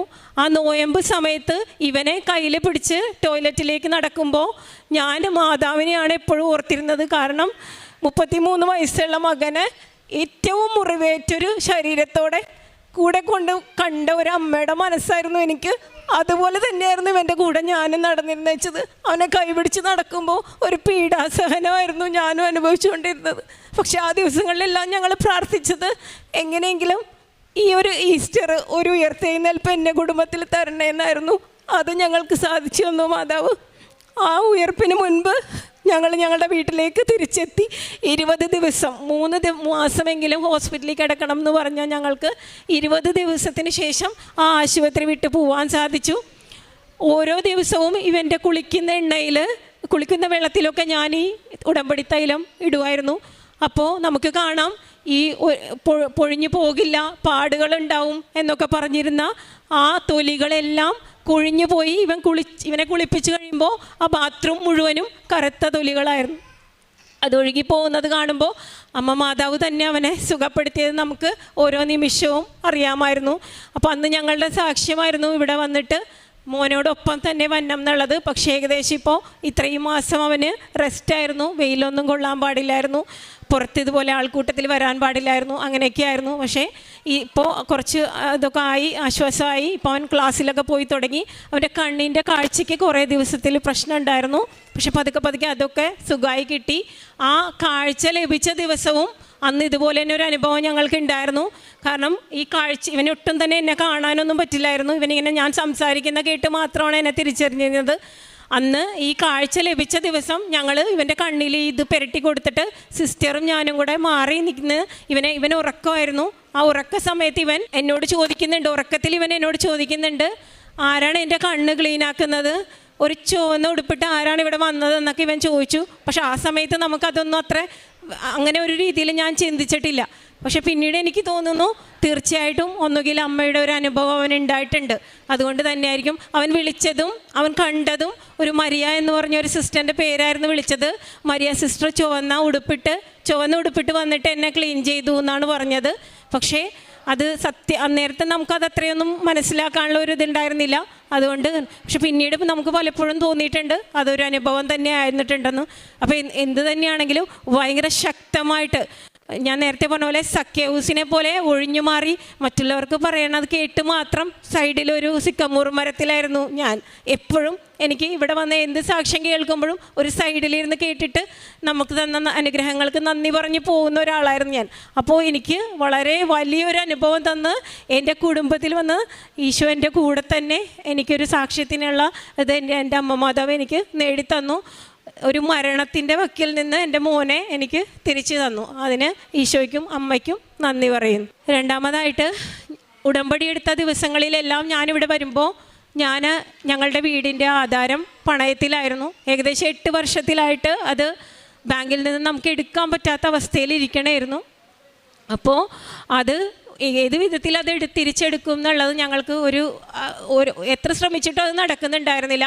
അപ്പോൾ ഞാൻ ഉടമ്പടിയിൽ എഴുതിയിരുന്നു എനിക്കത് സാധിച്ചാൽ അമ്മയുടെ നടയിൽ വന്ന് ഞാൻ സാക്ഷ്യം പറയും എന്നുള്ളത്. എനിക്കറിയില്ല, ചിലപ്പോൾ മകൻ്റെ ഈ അസുഖത്തോടെ എന്നെ ഒത്തിരി പേര് ഞങ്ങളുടെ അവസ്ഥകളൊക്കെ പലരും അപ്പോഴാണ് അറിയുന്നത്. അപ്പോൾ അതുകൊണ്ട് തന്നെ പലരും നമ്മളെ സഹായിച്ചു സാമ്പത്തികമായിട്ടൊക്കെ. അതിൻ്റെ പേരിലും പിന്നീട് ഞങ്ങളുടെ ഒരു പരിശ്രമത്തിൻ്റെ പേരിലും ഈ 2 ദിവസം മുന്നേ ഞങ്ങൾക്ക് ആ ആധാരം തിരിച്ചെടുക്കാൻ സാധിച്ചു. അപ്പോൾ അതിനും ഞാൻ ഈശോയ്ക്കും അമ്മയ്ക്കും നന്ദി പറയുന്നു. അപ്പോൾ ഞങ്ങൾക്ക് അങ്ങനെ ഒരുപാട് അനുഭവങ്ങൾ കിട്ടിയിട്ടുണ്ട്. അപ്പോൾ ഈശോയ്ക്കും അമ്മയ്ക്കും നന്ദി. ഇനി ഞാൻ കാരുണ്യ പ്രവർത്തികളായിട്ട് ചെയ്യുന്നത് ഞാൻ ടീച്ചറാണെന്ന് പറഞ്ഞു. അപ്പോൾ ഞങ്ങൾക്ക് കൂട്ടായ്മകളുണ്ട്, വാട്സാപ്പ് ഗ്രൂപ്പുകളുണ്ട്. അപ്പോൾ സാധിക്കുന്ന എല്ലാവർക്കും തന്നെ ഞങ്ങൾ ആ ഗ്രൂപ്പ് വഴിയും അല്ലാതെയും ഒക്കെയുള്ള സഹായങ്ങൾ നൽകുന്നുണ്ട്.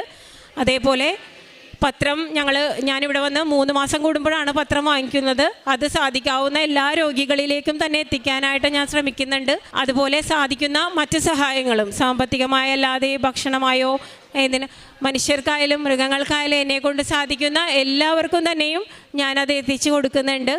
അപ്പോൾ അതിനും ഈശോയ്ക്ക് നന്ദി പറയുന്നു.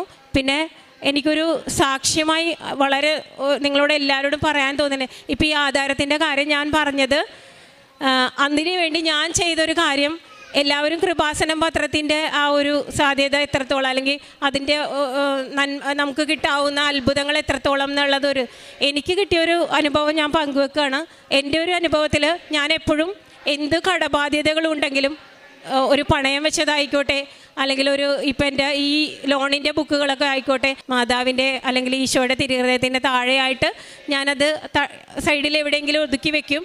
എന്നിട്ട് ഞാനത് വെക്കുമ്പോൾ പറയും, എൻ്റെ കയ്യിലൊന്നുമില്ല, അമ്മയ്ക്കും ഈശോയ്ക്കും മനസ്സാവുന്ന ഒരു നിമിഷം എനിക്ക് ഇതിൽ നിന്നൊരു മോചനം തന്നേക്കണേന്ന്. അപ്പോൾ എനിക്കത് വലിയൊരു സാക്ഷിയായിട്ട് തന്നെ നിങ്ങളോട് ഞാൻ പറയുകയാണ്. മോനെ ഇത്രയും സംരക്ഷിച്ചതിനും അവൻ്റെ ദേഹത്ത് ഒരു പാടുപോലും ഇല്ലാത്ത രീതിയിൽ മാറ്റി തന്നു. ഉൾവശങ്ങളിൽ കുറച്ചും കൂടെയൊക്കെ ബാലൻസ് ഉണ്ടെങ്കിലും അവന് ഒത്തിരി ടെൻഷൻ ഉണ്ടായിരുന്നു. അവനൊരു ഡിഗ്രിക്ക് പഠിക്കുന്ന കൊച്ചാണ്, കോളേജിൽ പോകണം, എല്ലാവരെയും ഫേസ് ചെയ്യണം, അതൊക്കെ അവൻ്റെ ഭയങ്കര ടെൻഷനായിരുന്നു. പിന്നെ കണ്ണിൻ്റെ കാഴ്ച പോയാൽ അവൻ BCA ആണ് പഠിക്കുന്നത്, അപ്പോൾ കമ്പ്യൂട്ടറാണ് ഉപയോഗിക്കേണ്ടത് ഏറ്റവും കൂടുതൽ. അപ്പോൾ അതൊക്കെ ഒരു ടെൻഷനായിരുന്നു. അതിൽ നിന്നെല്ലാം ഞങ്ങൾക്ക് മോചനം കിട്ടി. ഈശോയ്ക്കും മാതാവിനും ഒരുപാട് നന്ദി പറയുന്നു. ജോബിൻ്റെ പുസ്തകം 19-ാം അധ്യായം 26-27 തിരുവചനങ്ങൾ. എൻ്റെ ചർമ്മം അഴുകിയില്ലാതായാലും എൻ്റെ മാംസത്തിൽ നിന്ന് ഞാൻ ദൈവത്തെ കാണും. അവിടുത്തെ ഞാൻ എൻ്റെ പക്ഷത്ത് കാണും. മറ്റാരെയുമല്ല, അവിടുത്തെ തന്നെ എൻ്റെ കണ്ണുകൾ ദർശിക്കും. ഇവിടെ ബിന്ദു മകൻ അലനു വേണ്ടിയാണ് ഒരു വലിയ ഉടമ്പടി പ്രത്യക്ഷീകരണ സാക്ഷ്യം ഏറ്റുപറഞ്ഞത്. അയോഗ്യതകളെ കൃപകളാക്കി നിറയ്ക്കുന്ന ഒരമ്മയോടാണ് ഈ ബിന്ദു എന്ന അമ്മ മകൻ അലനു വേണ്ടി പ്രാർത്ഥിച്ചത്. ഉടമ്പടിയെടുത്ത് പ്രാർത്ഥിക്കുമ്പോഴുണ്ടായ വിശ്വാസത്തെ മാറ്റുരച്ച് നോക്കിയ ഒരു വലിയ അത്ഭുതം എന്ന് വേണം ഈ സാക്ഷ്യത്തെ നമുക്ക് വിലയിരുത്താനായി. ഇവിടെ വന്ന് പ്രാർത്ഥിക്കുമ്പോഴെല്ലാം എനിക്ക് വലിയ അത്യാപത്തുകളൊന്നുമില്ല, എനിക്ക് ലഭിച്ച അനുഗ്രഹങ്ങൾക്ക് വളരെ നിസ്സാരമായി നന്ദി പറഞ്ഞു പോകുന്ന ഒരു പതിവ് എനിക്കുണ്ടായിരുന്നു. അതിൽ കവിഞ്ഞ് എനിക്ക് വലിയ ആപത്തുകളൊന്നും എൻ്റെ ജീവിതത്തിൽ ഉണ്ടായിട്ടില്ല. പക്ഷേ തൻ്റെ മകനെ ഈശോയുടെ തുല്യം പരിശുദ്ധ അമ്മ സഹിച്ചതുപോലെ തന്നെ സഹിക്കുവാനുള്ള ഒരു സാഹചര്യം വന്നപ്പോൾ പരിശുദ്ധ അമ്മയോടും ഈശോയോടും ചേർന്ന് നിൽക്കുവാനും ഒരമ്മയുടെ സഹനം എന്താണെന്നും മകൻ്റെ സഹനം എന്താണെന്നും പരിശുദ്ധ അമ്മയെപ്പോലെ ഈശോയെപ്പോലെ സഹനത്തെ ഏറ്റെടുക്കുവാൻ ബിന്ദു പരിശ്രമിക്കുകയും ഈ ഉടമ്പടിയിൽ ഉറച്ചു നിന്നാലുള്ള എന്തെല്ലാം ഉപകാരങ്ങളാണ്, ദൈവത്തിന് എന്നെക്കൊണ്ട് എന്തുപകാരം എന്ന് ജോസഫൻ ചോദിക്കുന്ന ആ ചോദ്യത്തിന് വലിയൊരു ഉത്തരവുമായിട്ടാണ് ഇന്ന് ബിന്ദു ഇവിടെ നിൽക്കുന്നത്. മകൻ്റെ കണ്ണിൻ്റെ കാഴ്ച പോലും നഷ്ടപ്പെടുന്ന ഒരു അലർജിയിൽ നിന്നുണ്ടായ ഒരു ചെറിയ മരുന്നിൻ്റെ അലർജിയിൽ നിന്ന് മകൻ്റെ ശരീരത്തെയും മനസ്സിനെയും എല്ലാം തളർത്തുന്ന ഒരു വലിയ അസുഖത്തിലേക്ക് നടന്നു നീങ്ങിയപ്പോൾ മകനൊരു പക്ഷേ ജീവിതത്തിലേക്ക് തിരിച്ചു വരില്ല എന്ന് പോലും ഇവർ ആശങ്കപ്പെട്ട നിമിഷങ്ങളിൽ പരിശുദ്ധ അമ്മയാണ് ഇവരെ ചേർത്ത് നിർത്തിക്കൊണ്ട് ഇവിടുത്തെ നേർച്ച വസ്തുക്കളുടെ ഉപയോഗം മൂലം 20 ദിവസത്തിനുള്ളിൽ ഈ മകൻ കംപ്ലീറ്റ് ക്യൂറായി വലിയൊരു ഹീലിംഗ് നൽകിയതിൻ്റെ വലിയ സാക്ഷ്യമാണ് ഇവരിവിടെ ഏറ്റുപറഞ്ഞത്. പരിശുദ്ധ അമ്മ നമ്മോടുകൂടെ ഉടമ്പടി എടുത്താൽ എപ്പോഴും നമ്മോടുകൂടെ ഉണ്ടാകും. ഏത് അപകടത്തിലും ഏത് അനാരോഗ്യത്തിലും ഏതൊരു ആശങ്കകളിലും നമ്മുടെ എത്ര വലിയ ജീവിത ഭാരങ്ങളായാലും അതെല്ലാം സമയച്ചുരുക്കത്തിൻ്റെ അമ്മ ഇവരോട് പറഞ്ഞത് വളരെയധികം സമയമെടുക്കും എന്ന് പറഞ്ഞ ആ ഒരു 15-20 ദിവസത്തിനുള്ളിൽ തന്നെ മകൻ വളരെയധികം പെട്ടെന്ന് സൗഖ്യപ്പെട്ട് കണ്ണിൻ്റെ കാഴ്ചയെല്ലാം തിരിച്ചു കിട്ടി. പരിശുദ്ധ അമ്മയുടെ സാമീപ്യം ആ മെഡിക്കേഷൻ സമയത്ത് പോലും മകൻ അനുഭവപ്പെട്ടു എന്നാണ് പറയുന്നത്. പരിശുദ്ധ അമ്മ ആരാണെന്ന് മനസ്സിലാക്കാനുള്ള വലിയ കൃപ ഈ മകനും അമ്മയ്ക്കും ഇവരുടെ കുടുംബത്തിനും ലഭിച്ചു എന്ന് ഇവർക്ക് വളരെ വ്യക്തമായി സാക്ഷ്യപ്പെടുത്താൻ സാധിക്കുന്നു. അതുപോലെ തന്നെ 8 വർഷത്തോളം ഇവരുടെ ആധാരം ബാങ്കിലായിരുന്നു. അത് തിരിച്ചു കിട്ടുവാൻ ഈ ഒരു കഷ്ടപ്പാടിൻ്റെ സമയത്ത് തന്നെ പരിശുദ്ധ അമ്മ എല്ലാ അയോഗ്യതകളെയും കൃപകളാക്കി മാറ്റി ഇവരുടെ ജീവിതത്തിലേക്ക് കടന്നു വന്നൊരു വലിയ സാക്ഷ്യമാണ്. നമുക്ക് ഒട്ടും തന്നെ ആശങ്കപ്പെടേണ്ട ആവശ്യമില്ല. നാം ഈ മണ്ണിൽ നാം കാലുകുത്തിയിട്ടുണ്ടെങ്കിൽ പരിശുദ്ധ അമ്മ നമ്മെ സ്വന്തമായി ഏറ്റെടുത്ത് അവിടുത്തെ മേലങ്കിക്കുള്ളിൽ നമ്മെ കാത്തു പരിപാലിക്കുന്ന ഒരു വലിയ അനുഭവം നമുക്കുണ്ടാകും. ഈ ഒക്ടോബർ മാസം നമുക്ക് ജപമാല മാസമാണ്, ജപമാല റാലിയുടെ മാസമാണ്. പരിശുദ്ധ അമ്മ നമ്മെ ആ മണിക്കുള്ളിൽ നമ്മെ ഉരുവിടുമ്പോഴെല്ലാം പരിശുദ്ധ അമ്മ നമ്മെ പൊന്നാക്കി മാറ്റുന്ന രത്നങ്ങളാക്കി മാറ്റുന്ന വലിയ അനുഭവത്തിലേക്ക് നാം കടന്നു വരട്ടെ എന്ന് പ്രാർത്ഥിക്കാം. ആശുപത്രികളിൽ കഴിയുന്ന ICUവിൽ വെന്റിലേറ്ററിൽ കഴിയുന്ന എല്ലാ മക്കളെയും ഈ സാക്ഷ്യത്തോട് ചേർത്ത് വെച്ചുകൊണ്ട് നമ്മുടെ ജീവിതഭാരങ്ങളെല്ലാം ഈ സാക്ഷ്യത്തോട് ചേർത്ത് വെച്ച് ബിന്ദുവിൻ്റെ കുടുംബത്തിന് ലഭിച്ച ഏറ്റവും നല്ല അനുഗ്രഹങ്ങൾക്ക് നന്ദി പറഞ്ഞുകൊണ്ട് ഈശോയ്ക്ക് പരിശുദ്ധ അമ്മയ്ക്ക് നല്ലൊരു കൈയടി നൽകി സാക്ഷ്യം നമുക്ക് സമർപ്പിക്കാം. ഞാൻ പുളുങ്കുന്ന് സെൻറ്റ് മേരീസ് ഫെറോന ചർച്ചിൽ നിന്ന് വരുന്നു. ഇതെൻ്റെ ഹസ്ബൻഡ് തോമസ് ആൻ്റണി, ഇതെൻ്റെ കുടുംബം. 20/2/2025 ആദ്യമായി ഉടമ്പടി എടുക്കുന്നത്. ഉടമ്പടി എടുക്കാനുണ്ടാകുന്ന കാരണമാണ് ഞാനിവിടെ പറയുന്നത്. ഞാൻ ഒരു മാതാവിൻ്റെ വിശ്വാസിയല്ലായിരുന്നു. ഞാൻ എൻ്റെ ജീവിതകാലത്ത് എനിക്കിപ്പോൾ 42 വയസ്സുണ്ട്. ഈ 42 വയസ്സിനിടയ്ക്ക് ഞാൻ ഇതുവരെയും ആരോടും മാധ്യസ്ഥം അപേക്ഷിച്ചിട്ടില്ല. ഞാൻ എല്ലാം പ്രാർത്ഥിക്കുന്നത് ഈശോയോടാണ്. കാരണം എൻ്റെ വിചാരം ഈശോ അത്രയും സ്നേഹമുള്ള കൈനീട്ടി നിൽക്കുന്ന നാഥനാണ്. പിന്നെ ഞാൻ എന്തിനാണ് മാതാവിനോടോ അല്ലെങ്കിൽ വേറെ പുണ്യാത്മാക്കളോടോ പ്രാർത്ഥിക്കുന്നത്. എന്തും എനിക്ക് ഈശോനോട് ചോദിച്ചാൽ കിട്ടും. പിന്നെ ഞാനെന്തിനാണ് മാതാവിനോട് പ്രാർത്ഥിക്കുന്നത്? അങ്ങനെയുള്ളൊരു വ്യക്തിയായിരുന്നു ഞാൻ. അങ്ങനെ ഇരിക്കുമ്പോൾ ഡിസംബറിൽ എനിക്ക് എൻ്റെ റൈറ്റ് ബ്രസ്റ്റിന് ഒരു വൈറ്റിഷ് നിപ്പിളിലൂടെ വൈറ്റിഷ് ഡിസ്ചാർജ് വരികയും അതിശക്തമായ വേദനയും വരികയാണ്. എനിക്ക് ആ സൈഡിലോട്ട് തിരിഞ്ഞു കിടക്കാനോ കൈ ഒന്ന് ഉയർത്തുവാനോ ഒന്നും പറ്റുന്നില്ല. അങ്ങനെ ഞാൻ പുഷ്പഗിരി മെഡിക്കൽ കോളേജിൽ ചെന്നു. അവിടെ ചെന്ന് ഡോക്ടർ പരിശോധിച്ചു, സാമ്പിൾ വിട്ടു. എന്നിട്ട് ഡോക്ടർ പറഞ്ഞു ഇത് നമുക്ക് ബയോപ്സി ചെയ്യണം, ബയോപ്സിക്ക് മുന്നേ ഒരു സ്കാൻ ചെയ്യണം, ഇതിനകത്ത് എന്തോ ഉണ്ട്, നമുക്ക് എന്താണെന്ന് കണ്ടുപിടിക്കണം. കാരണം ഇപ്പോഴത്തെ സാഹചര്യത്തിൽ നമുക്കിതിങ്ങനെ ലീവ് ചെയ്ത് കളയാൻ പറ്റത്തില്ല. ചിലപ്പോൾ വേറെ വല്ല അസുഖമായിട്ട് മാറുമ്പോഴായിരിക്കും നമ്മളിത് അറിയുന്നത്. അതുകൊണ്ട് ബയോപ്സി എടുക്കണം, അതിനു മുൻപ് നിങ്ങളൊന്ന് സ്കാൻ ചെയ്തിട്ട് വരാൻ പറഞ്ഞു. എന്നാൽ എനിക്ക് സ്കാനിങ്ങിന് ഡേറ്റ് കിട്ടിയത് ഒരു 3 ദിവസം കഴിഞ്ഞിട്ടാണ്. ഈ അസുഖം അറിഞ്ഞപ്പോഴത്തെ തന്നെ എൻ്റെ അമ്മയും എൻ്റെ വീട്ടിലെല്ലാവരും വളരെയധികം വിഷമിച്ചു. കാരണം എൻ്റെ അമ്മയുടെ അനിയത്തിക്കും എൻ്റെ പപ്പയുടെ പെങ്ങൾക്കും ബ്രസ്റ്റ് ക്യാൻസറാണ്. അവർ രണ്ടുപേരും ബ്രസ്റ്റ് എടുത്ത് കളഞ്ഞ് കീമോതെറാപ്പിയും റേഡിയേഷനുമായി ഒത്തിരി സിക്കായിട്ടിരിക്കുന്ന അവസ്ഥയാണ്. അപ്പോൾ എനിക്കും ഇതിൻ്റെ ആരംഭമാണോ എന്ന് ഓർത്ത് എല്ലാവരും ഭയന്നു. ഞാനും വളരെയധികം ഡെസ്പായി. കാരണം എനിക്ക് 3 കുഞ്ഞുങ്ങളാണ്. എനിക്ക് എന്തെങ്കിലും വന്നാൽ ഈ കുഞ്ഞുങ്ങളെ ആര് വളർത്തും? ആ ഒരു ഇതിൽ ഞാനങ്ങ് വളരെയധികം ഡെസ്പായിപ്പോയി. അങ്ങനെ ഞാൻ എൻ്റെ അമ്മയോട് പറഞ്ഞു. എൻ്റെ അമ്മ കൃപാസന മാതാവിൻ്റെ വളരെ ഭക്തിയാണ്. എൻ്റെ അമ്മ മാതാവിനോട് മുട്ടിപ്പായിട്ട് പ്രാർത്ഥിച്ചു. എന്നിട്ട് എന്നോട് പറഞ്ഞു മാതാവിനോട് പ്രാർത്ഥിക്കുക, മാതാവ് മാറ്റിത്തരും, എന്തുണ്ടെങ്കിലും മാറ്റിത്തരും, മാതാവിനോട് പ്രാർത്ഥിക്കാൻ പറഞ്ഞു. എന്നിട്ടും ഞാൻ പ്രാർത്ഥിച്ചില്ല, ഞാൻ ഈശോനോട് പറഞ്ഞുകൊണ്ടിരുന്നു. അപ്പോൾ ഞാനൊരു ദിവസം ബൈബിൾ എടുത്ത് നോക്കിയപ്പോൾ എനിക്ക് കിട്ടുന്ന ഒരു വചനമാണ്, ഞാൻ നിന്നെ എൻ്റെ അമ്മയുടെ ആലയത്തിലേക്ക്, എന്നെ ഉദരത്തിൽ വഹിച്ചവളുടെ അടുത്തേക്ക് കൊണ്ടുപോകാൻ ആഗ്രഹിക്കുന്നുവെന്ന്. അന്ന് തന്നെ 3 പ്രാവശ്യം എനിക്കത് കിട്ടി. പക്ഷെ ഞാൻ മൈൻഡ് ചെയ്തില്ല. എന്നിട്ട് ഞാൻ മാതാവിനോട് പ്രാർത്ഥിച്ചില്ല. ഞാൻ എൻ്റെ അമ്മയോട് പറയുകയാണ്, എൻ്റെ ഇടവ പള്ളി സെൻറ്റ് മേരീസ് ഫൊറോന ചർച്ചാണ്. പിന്നെ മാതാവിനെയാണ് എല്ലാ ആഴ്ചയും ഞാൻ കാണുന്നത്. പിന്നെ ഞാൻ എന്തിന് കൃപാസനത്തിൽ പോകണം? ഞാൻ പോയില്ല. ഞാൻ എൻ്റെ അമ്മയോട് തർക്കിച്ചുകൊണ്ടിരുന്നു. പക്ഷേ എൻ്റെ അമ്മ മാതാവിനോട് മുട്ടിപ്പായി പ്രാർത്ഥിച്ചു. സ്കാനിങ്ങിന് പോണതിൻ്റെ മുന്നേ ഡോക്ടറെ കണ്ടു. ഡോക്ടർ പരിശോധിച്ചു, വീണ്ടും സെക്രീഷൻ വരുന്നുണ്ട്. എനിക്ക് ഡ്രസ്സിങ് വെച്ച് തന്നു ബ്രസ്റ്റിൽ. എന്നിട്ട് പറഞ്ഞു പോയി സ്കാൻ ചെയ്തോളാൻ. അങ്ങനെ സ്കാനിങ് റൂമിൻ്റെ അവിടെ എത്തി. കതവിൻ്റെ അവിടെ എത്തിയപ്പോൾ എൻ്റെ പേര് വിളിക്കുന്നതിന് മുന്നേ ഞാൻ എൻ്റെ അമ്മയെ വിളിച്ചു. ഞാൻ പറഞ്ഞു, അമ്മേ ഞാൻ സ്കാനിങ് റൂമിലോട്ട് കയറുകയാണ്. അപ്പോൾ എൻ്റെ അമ്മ പറയുകയാണ്, ഞാൻ ഇന്നലെ രാത്രി സ്വപ്നം കണ്ടു ഷേർലി, നിന്നെ മാതാവ് തൊട്ട് സുഖപ്പെടുത്തി. ഞാൻ കൃപാസന മാതാവിനെ സ്വപ്നത്തിൽ കണ്ടു. സ്വപ്നത്തിൽ കണ്ടപ്പോൾ 3 പ്രാവശ്യം മാതാവ് എൻ്റെ മുന്നിൽ തെളിഞ്ഞിട്ട് നിൻ്റെ മുഖം കാണിച്ചു തന്നു. അപ്പോൾ അതിൻ്റെ അർത്ഥം മാതാവ് നിന്നെ തൊട്ടു എന്നാണെന്ന്. പക്ഷേ ഞാൻ അപ്പോഴും ഒരു ഇതിൽ നിൽക്കുക. ഞാൻ പറഞ്ഞു, അമ്മയുടെ വിശ്വാസം അമ്മച്ചിയെ രക്ഷിക്കട്ടെ എന്ന് പറഞ്ഞു. ഞാൻ എന്നിവയെ സ്കാനിങ് റൂമിലോട്ട് കയറുകയാണെന്ന് പറഞ്ഞാണ് ഞാൻ സ്കാനിങ് റൂമിലോട്ട് കയറുന്നത്. സ്കാനിങ് റൂമിലെത്തി. സ്കാൻ ചെയ്യാൻ ഡോക്ടർ കിടക്കാൻ പറഞ്ഞു.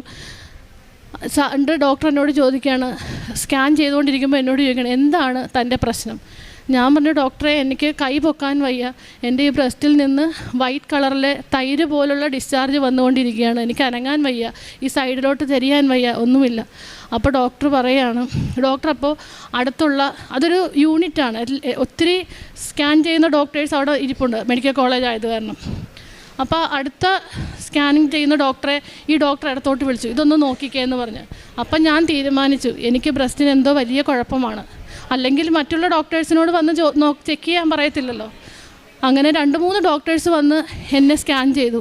എന്നിട്ട് അവരെന്നോട് പറയാണ്, ഞങ്ങളൊരു കാര്യം പറയട്ടെ, തൻ്റെ ബ്രസ്റ്റ് നോർമൽ ബ്രസ്റ്റിൻ്റെ ഫീച്ചേഴ്സാണ് കാണിക്കുന്നത്, ഒരു സെക്രീഷനോ ഒരു മുഴയോ ഒന്നും തന്നെ ഞങ്ങൾക്ക് കാണാൻ കഴിയുന്നില്ല.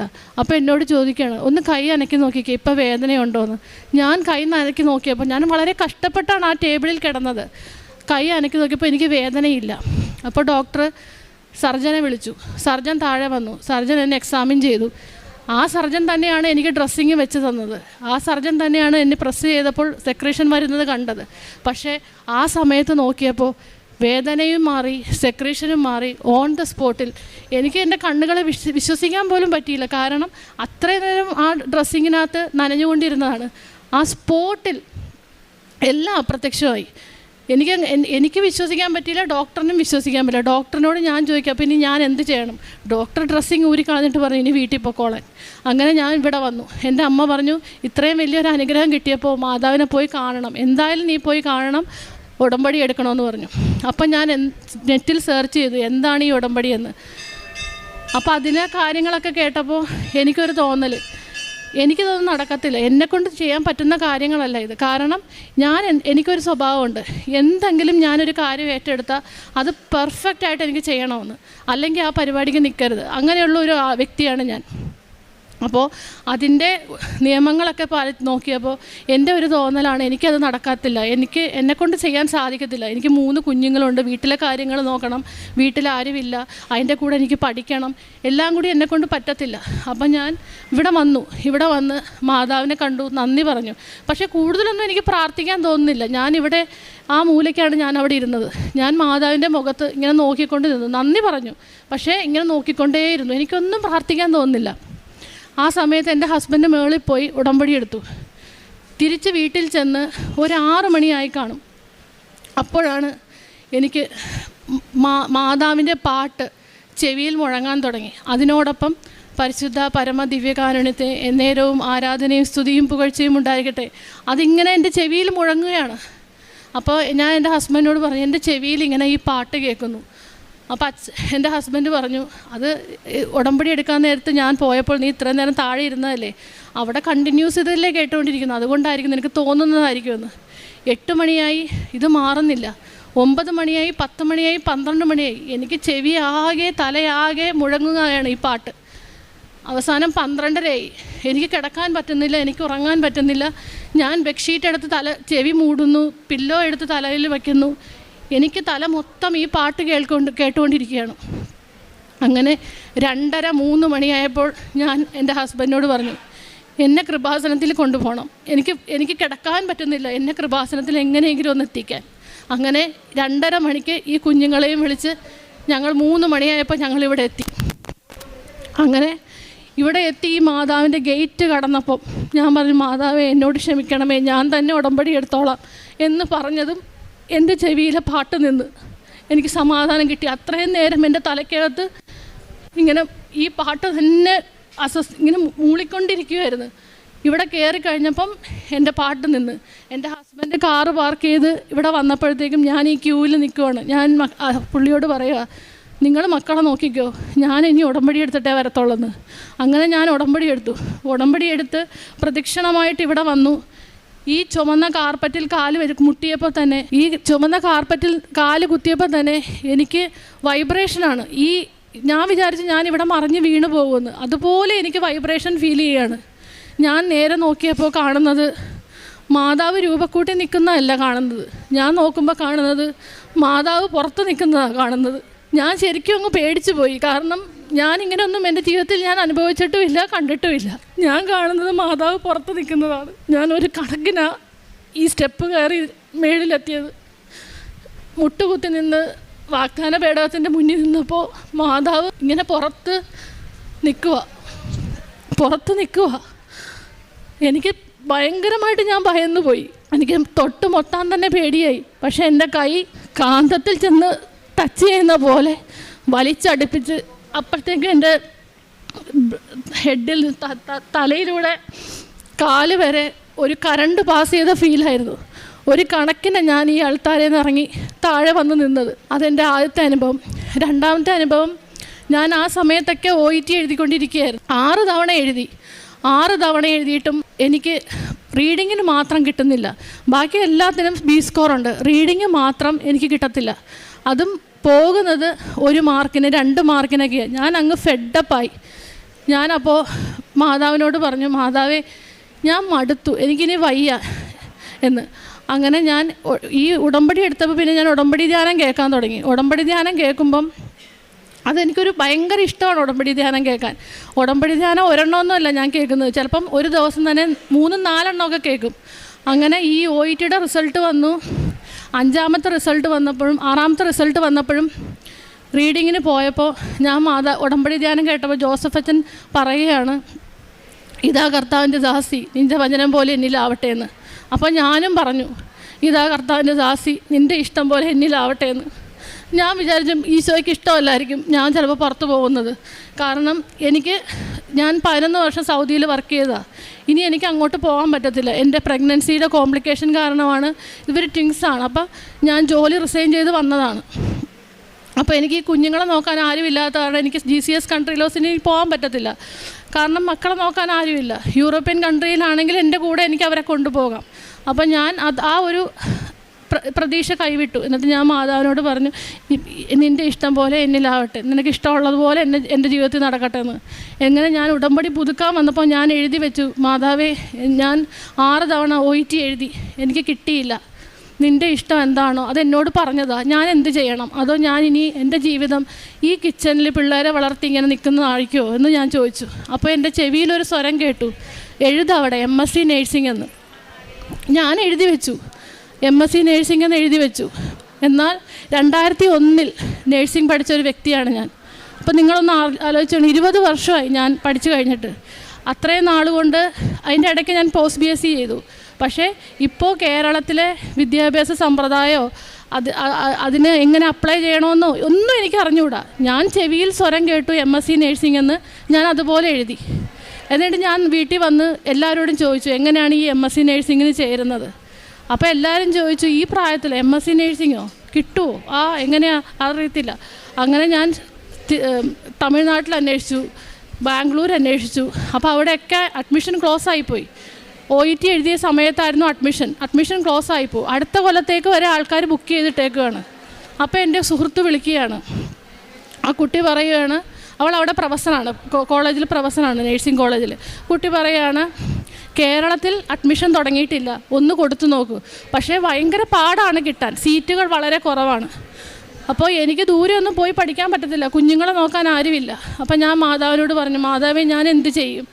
പക്ഷേ ഞാൻ അഡ്മിഷന് വേണ്ടിയിട്ട് കൊടുത്തു. കേരളത്തിൽ എൻ്റെ വീടിനടുത്തുള്ള 3 ഹോസ്പിറ്റൽ ഓപ്ഷൻ വെച്ചിട്ട് കൊടുത്തു. എനിക്ക് വിശ്വസിക്കാൻ പറ്റത്തില്ല. എന്ന് വെച്ചാൽ ആദ്യത്തെ അലോട്ട്മെൻറ്റിൽ തന്നെ 4 സീറ്റേ ഉള്ളൂ MSc നേഴ്സിങ്ങിന്. ചെത്തിപ്പുഴ സെൻറ്റ് തോമസ് ഹോസ്പിറ്റൽ 4 സീറ്റേ ഉള്ളൂ. ആ 4 സീറ്റിൽ ഫസ്റ്റ് അലോട്ട്മെൻറ്റിൽ തന്നെ എനിക്ക് റാങ്ക് ലിസ്റ്റിൽ പേര് വന്നു. നവംബർ 1 എനിക്ക് അവിടെ ജോയിൻ ചെയ്യാൻ അവസരം കിട്ടി. എനിക്ക് MSc നേഴ്സിങ്ങിന് തന്നെ അഡ്മിഷൻ കിട്ടി. നവംബർ 1 ഞാൻ അവിടെ MSc നേഴ്സിങ്ങിന് അഡ്മിഷൻ എടുക്കുകയാണ്. 3ാമത് എൻ്റെ കുഞ്ഞിന് കിട്ടിയൊരു സൗഖ്യമാണ്. എൻ്റെ കുഞ്ഞ് ഭയങ്കര ഒരു അലർജിയുള്ള ആളാണ്. ഡസ്റ്റ് അലർജി, ഫുഡ് അലർജി എന്ന് വേണ്ട സർവ്വതും അലർജിയാണ് അവന്. അങ്ങനെ എൻ്റെ നേഴ്സിങ്ങിൻ്റെ ഒരു പേപ്പറിന് വേണ്ടിയിട്ട് ഞങ്ങൾ തിരുവനന്തപുരം നേഴ്സിംഗ് കൗൺസിലോട്ട് പോവുകയാണ്. ഞാൻ ആദ്യമായിട്ടാണ് തിരുവനന്തപുരത്ത് പോകുന്നത്. അന്ന് രാത്രി കുട്ടി എന്നോട് പറയുകയാണ്, അമ്മ, എൻ്റെ കണ്ണ് വയ്യ, അപ്പോൾ ഇവനെപ്പോഴും അലർജി ഉള്ള കാരണം എപ്പോഴും തുമ്മൽ അല്ലെങ്കിൽ കണ്ണ് ചുമന്നിരിക്കും, അങ്ങനെയൊക്കെ ഉള്ളതാണ്. അപ്പം ഞങ്ങൾ മൈൻഡ് ചെയ്യാറില്ല, കാരണം അതുള്ളതാണല്ലോ, കുറച്ച് കഴിയുമ്പോൾ മാറും. പക്ഷെ അന്ന് രാത്രി അവൻ എന്നോട് പറയാം, എനിക്ക് കണ്ണിന് ഭയങ്കരമായ വേദന. കണ്ണ് തുറന്ന് നോക്കിയപ്പോൾ കാണുന്ന കാഴ്ച, കണ്ണിൻ്റെ കൃഷ്ണമണിക്ക് ചുറ്റും ഒരു വെളുത്ത പാട, അത് നിറച്ചും കുരുക്കൾ. കൊച്ച് വെളുപ്പിന് 5 മണിയുടെ ട്രെയിന് ഞങ്ങൾ ബുക്ക് ചെയ്തേക്കുവാ, ഞങ്ങൾക്ക് തിരുവനന്തപുരത്ത് പോകണം. അപ്പോൾ തിരുവനന്തപുരത്ത് പോകണം. അപ്പോൾ ഈ കുഞ്ഞിനെയും കൊണ്ട് വേണം ഞങ്ങൾക്ക് പോകാനായിട്ട്.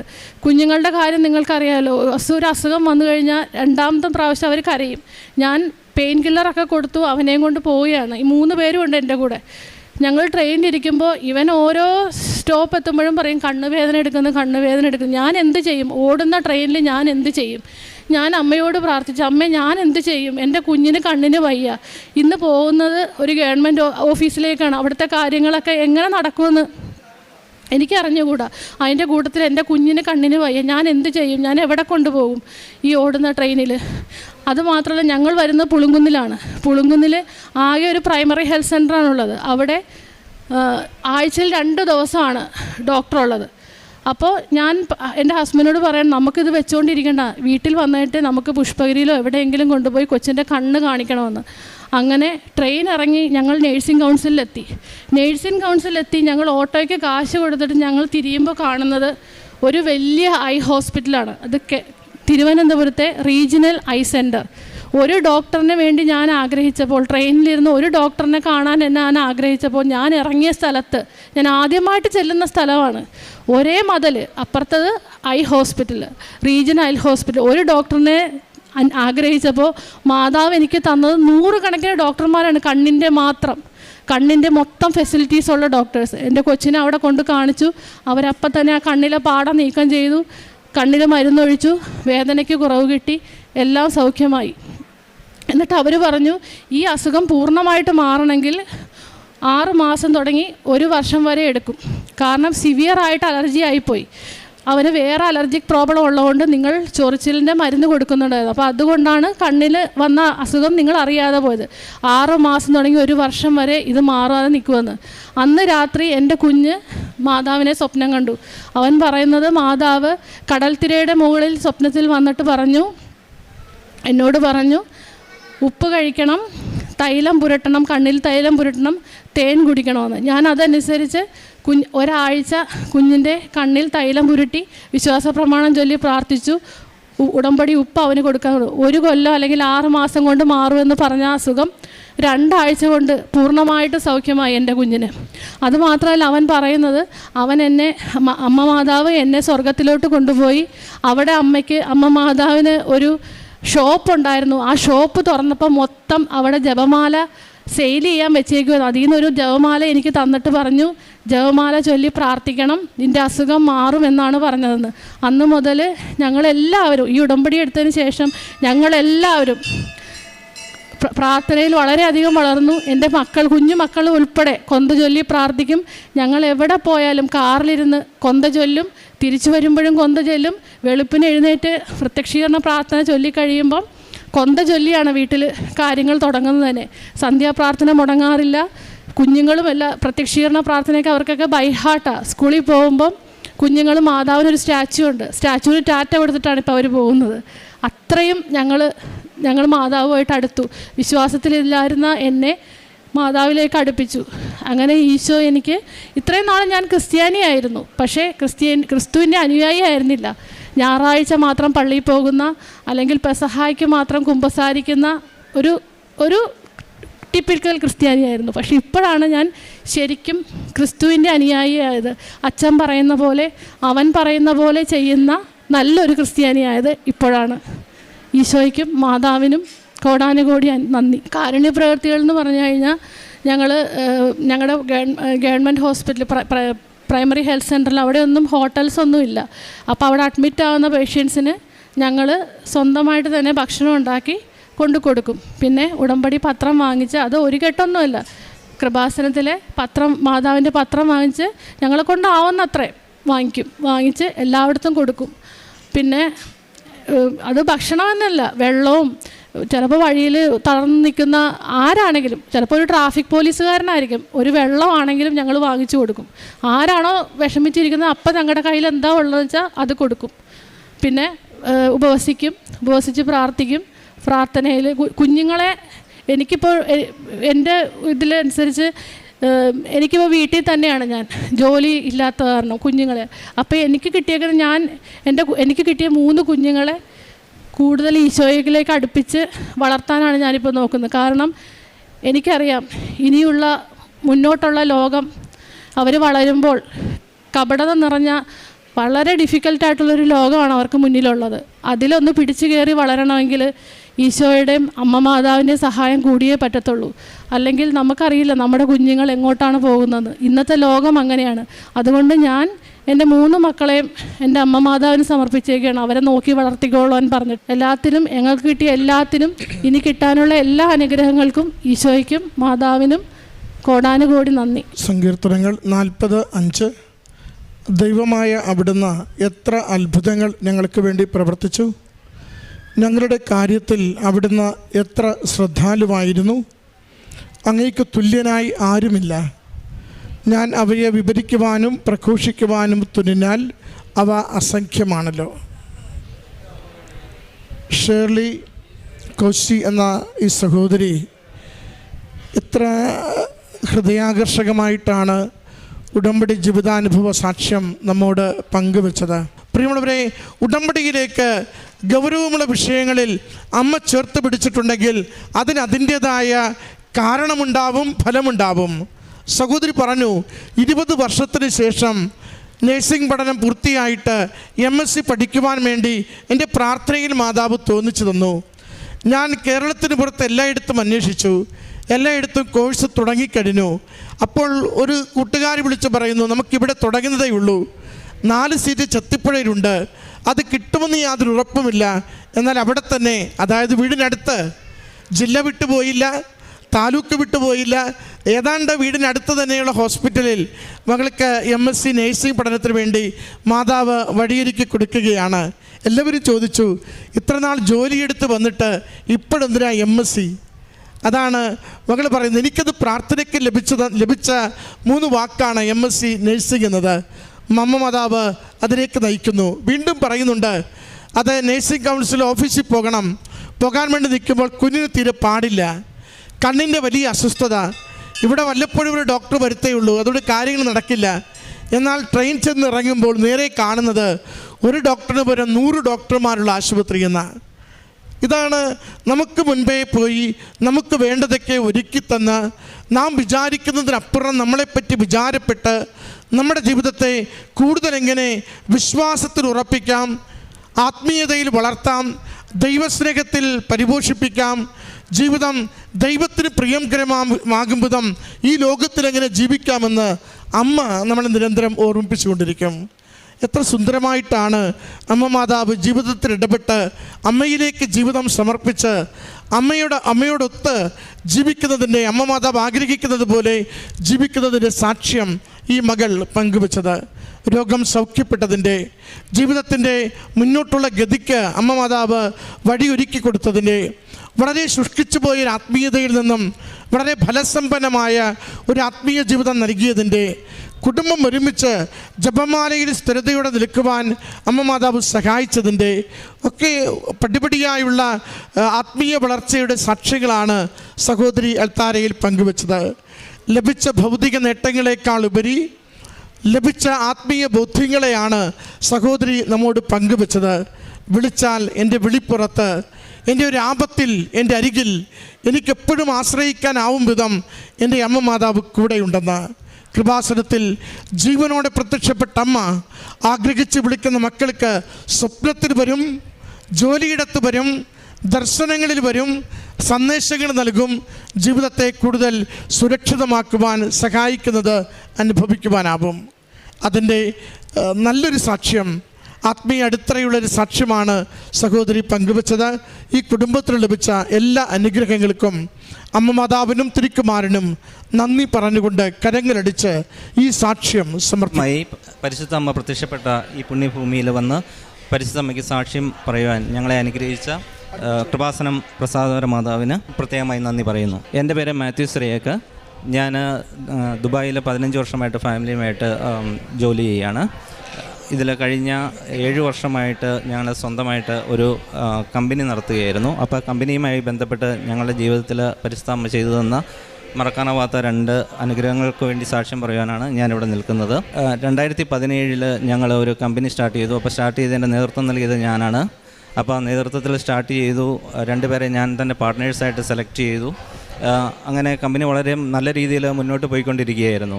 അപ്പോൾ 2023 ആയപ്പോൾ കൊറോണയൊക്കെ കഴിഞ്ഞിട്ടുള്ള കാലം, കൊറോണ കാലത്തും അമ്മ മാതാവ് ഒരുപാട് അനുഗ്രഹങ്ങൾ തന്ന് കമ്പനിക്ക് എല്ലാ വർക്കുകളും ഉണ്ടായിരുന്നു. നല്ല രീതിയിലാണ് ഇത് മുന്നോട്ട് പോയിക്കൊണ്ടിരുന്നത്. 2023 ഞങ്ങൾക്ക് 2 നല്ല ഓർഡറുകൾ കിട്ടി. അപ്പോൾ കൂടെ ഉണ്ടായിരുന്ന 2 പാർട്ട്നേഴ്സ് എന്നോട് പറഞ്ഞു, ഇനി നമ്മൾ കുറച്ചും കൂടെ കമ്പനി ഒരു സ്കെയിലപ്പ് ചെയ്യാൻ വേണ്ടിയിട്ട് നമ്മൾ എന്ത് ചെയ്യണം, കുറച്ച് അധികാരങ്ങൾ അതോറിറ്റീസൊക്കെ കുറച്ച് വേറെ ആൾക്കാർക്ക് കൊടുത്തിട്ട് നമ്മൾ കമ്പനി നന്നായിട്ട് ഡെവലപ്പ് ചെയ്യണം. അതിനുവേണ്ടി നമ്മൾ അതോറിറ്റീസ് കുറച്ച് വികേന്ദ്രീകരണം നടത്തണം എന്ന് പറഞ്ഞു. അപ്പോൾ അതിന് അസ്വാഭാവികതയൊന്നും തോന്നിയില്ല. കാരണം ഞാൻ ഒരുപാട് പ്രോജക്റ്റ് റിലേറ്റഡ് വർക്കുകൾ തന്നെ ചെയ്യുന്ന കാരണം ഞാനൊരു പ്രൊജക്ട് മാനേജറായിട്ടാണ് വർക്ക് ചെയ്യുന്നത്.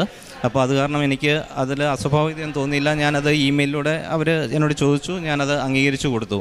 പക്ഷേ ഒരു 2 മാസം കഴിഞ്ഞപ്പോൾ 2023 ഒരു മാർച്ച് മാസമൊക്കെ ആയപ്പോൾ അവർ ഒരു ബോർഡ് മീറ്റിംഗ് എന്നും പറഞ്ഞിട്ടൊരു മെയിൽ അയച്ചു. അപ്പോൾ നമ്മൾ കമ്പനി എല്ലാ UAE ലോ അനുസരിച്ചാണ് നമ്മൾ പ്രവർത്തിക്കുന്നത്. എങ്കിലും കമ്പനി UAE ലോസിനെ പറ്റിയിട്ടോ അങ്ങനത്തെ കാര്യങ്ങളെ പറ്റിയിട്ടൊന്നും നമുക്ക് കൂടുതലായിട്ടുള്ള അവഗാഹമില്ല. നമ്മൾ പ്രോജക്റ്റ് മാനേജ്മെൻറ്റ് ഫീൽഡാണ്. പക്ഷേ ഇവർ ബോർഡ് മീറ്റിംഗ് എന്ന് പറഞ്ഞിട്ട് ഒരു മെയിൽ അയച്ചപ്പോൾ എനിക്ക് അതിനകത്ത് എന്തോ ഒരു അസ്വാഭാവികത തോന്നി. ഞാൻ അവരോട് ചോദിച്ചു എന്തിനാണ് ഇങ്ങനെ. അപ്പോൾ അവർ പറഞ്ഞു, ഇല്ല, ഇത് നമ്മളിനി കൂടുതൽ ഫോർമലൈസ് ചെയ്യുകയാണ്, ഒരു ഫോർമൽ രീതിയിലേക്ക് കമ്പനി മാറുകയാണ്. പക്ഷേ ഇവർ കുറച്ച് കഴിഞ്ഞപ്പോൾ ഈ മെയിലിനകത്ത് ഒരു എലമെൻറ്റ് പറഞ്ഞിരുന്നത് ഇത് മാനേജർ പൊസിഷൻ മാറ്റണം എന്നുള്ള രീതിയിലായിരുന്നു. അപ്പോൾ ഈ കമ്പനിയുടെ മാനേജർ പൊസിഷൻ എന്ന് പറഞ്ഞാൽ അയാളാണ് കമ്പനിയുടെ എല്ലാ അതോറിറ്റിയും ഡിസൈഡ് ചെയ്യുന്നത്.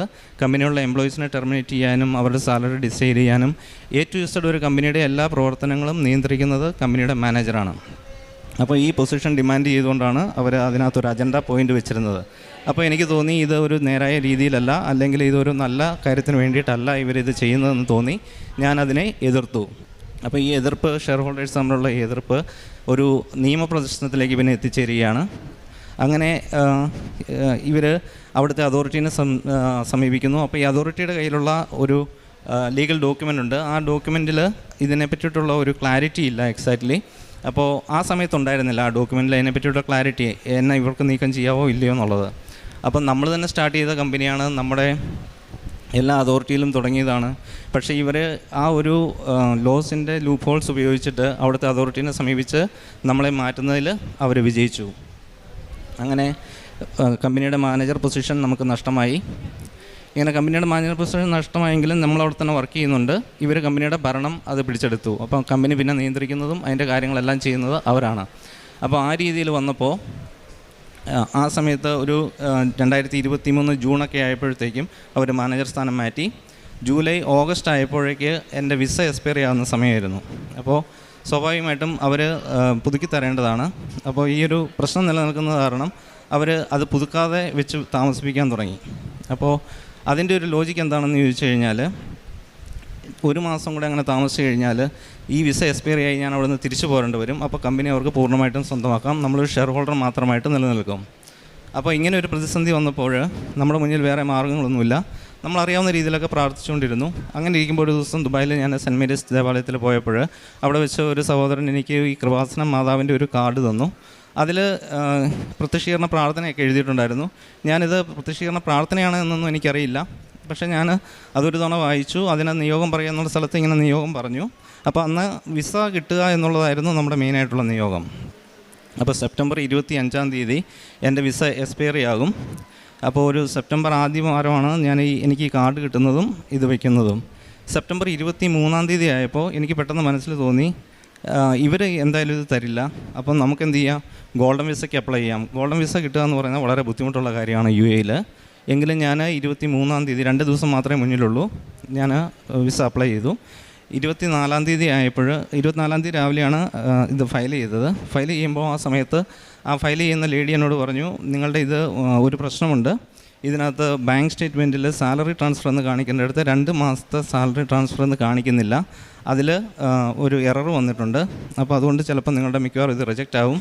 തന്നെയല്ല 25 നാളെ വിസ എക്സ്പയറി ആകും. അപ്പോൾ നിങ്ങൾക്ക് ഇത് കിട്ടാനുള്ള ചാൻസ് വളരെ കുറവാണ്, നിങ്ങൾ അപ്ലൈ ചെയ്യുന്ന ഫീസ് നഷ്ടപ്പെടും. പക്ഷേ എൻ്റെ മുന്നിൽ വേറെ ഒന്നും ഉണ്ടായിരുന്നില്ല, കാരണം ഇവർ പുതുക്കി തരില്ല. അപ്പോൾ ഞാൻ പറഞ്ഞു എന്തായാലും നമുക്ക് പ്രൊസീഡ് ചെയ്യാം. അപ്പോൾ ആ സമയത്ത് ഞാൻ ഉടമ്പടി ഒന്നും എടുത്തിട്ടില്ല. പക്ഷേ നമ്മൾ കൃപാസനത്തെ പറ്റി ഈ ഒരു കാർഡ് കിട്ടിയതും ഈ നിയോഗം പറഞ്ഞതും മാത്രമേ ചെയ്തിട്ടുള്ളൂ. അത്ഭുതം എന്ന് പറയട്ടെ, 24 ഫയൽ ചെയ്തു. 24 വൈകുന്നേരമായപ്പോഴേ എനിക്ക് മെസ്സേജ് വന്നു, എൻ്റെ ആപ്ലിക്കേഷൻ റിജക്റ്റഡ് ആയി എന്ന് പറഞ്ഞിട്ട്. 24 സൺഡേ ആണ്. സൺഡേ ഞാൻ മാസം കഴിഞ്ഞിട്ട് പുറത്തിറങ്ങി നോക്കിയപ്പോൾ അതിൽ എഴുതിയിരിക്കുകയാണ്, യുവർ ആപ്ലിക്കേഷൻ ഇസ് റിജക്റ്റഡ്. പക്ഷേ 25 രാവിലെ ഞാൻ 24 തന്നെ തിരിച്ചു ചെന്നിട്ട് അവരോട് ചോദിച്ചപ്പോൾ എനിക്ക് പിന്നെ എന്താ ചെയ്യേണ്ടതെന്നൊന്നും അറിയില്ല, കാരണം എൻ്റെ വേറെ ഡോക്യുമെൻറ്റുകളൊന്നുമില്ല.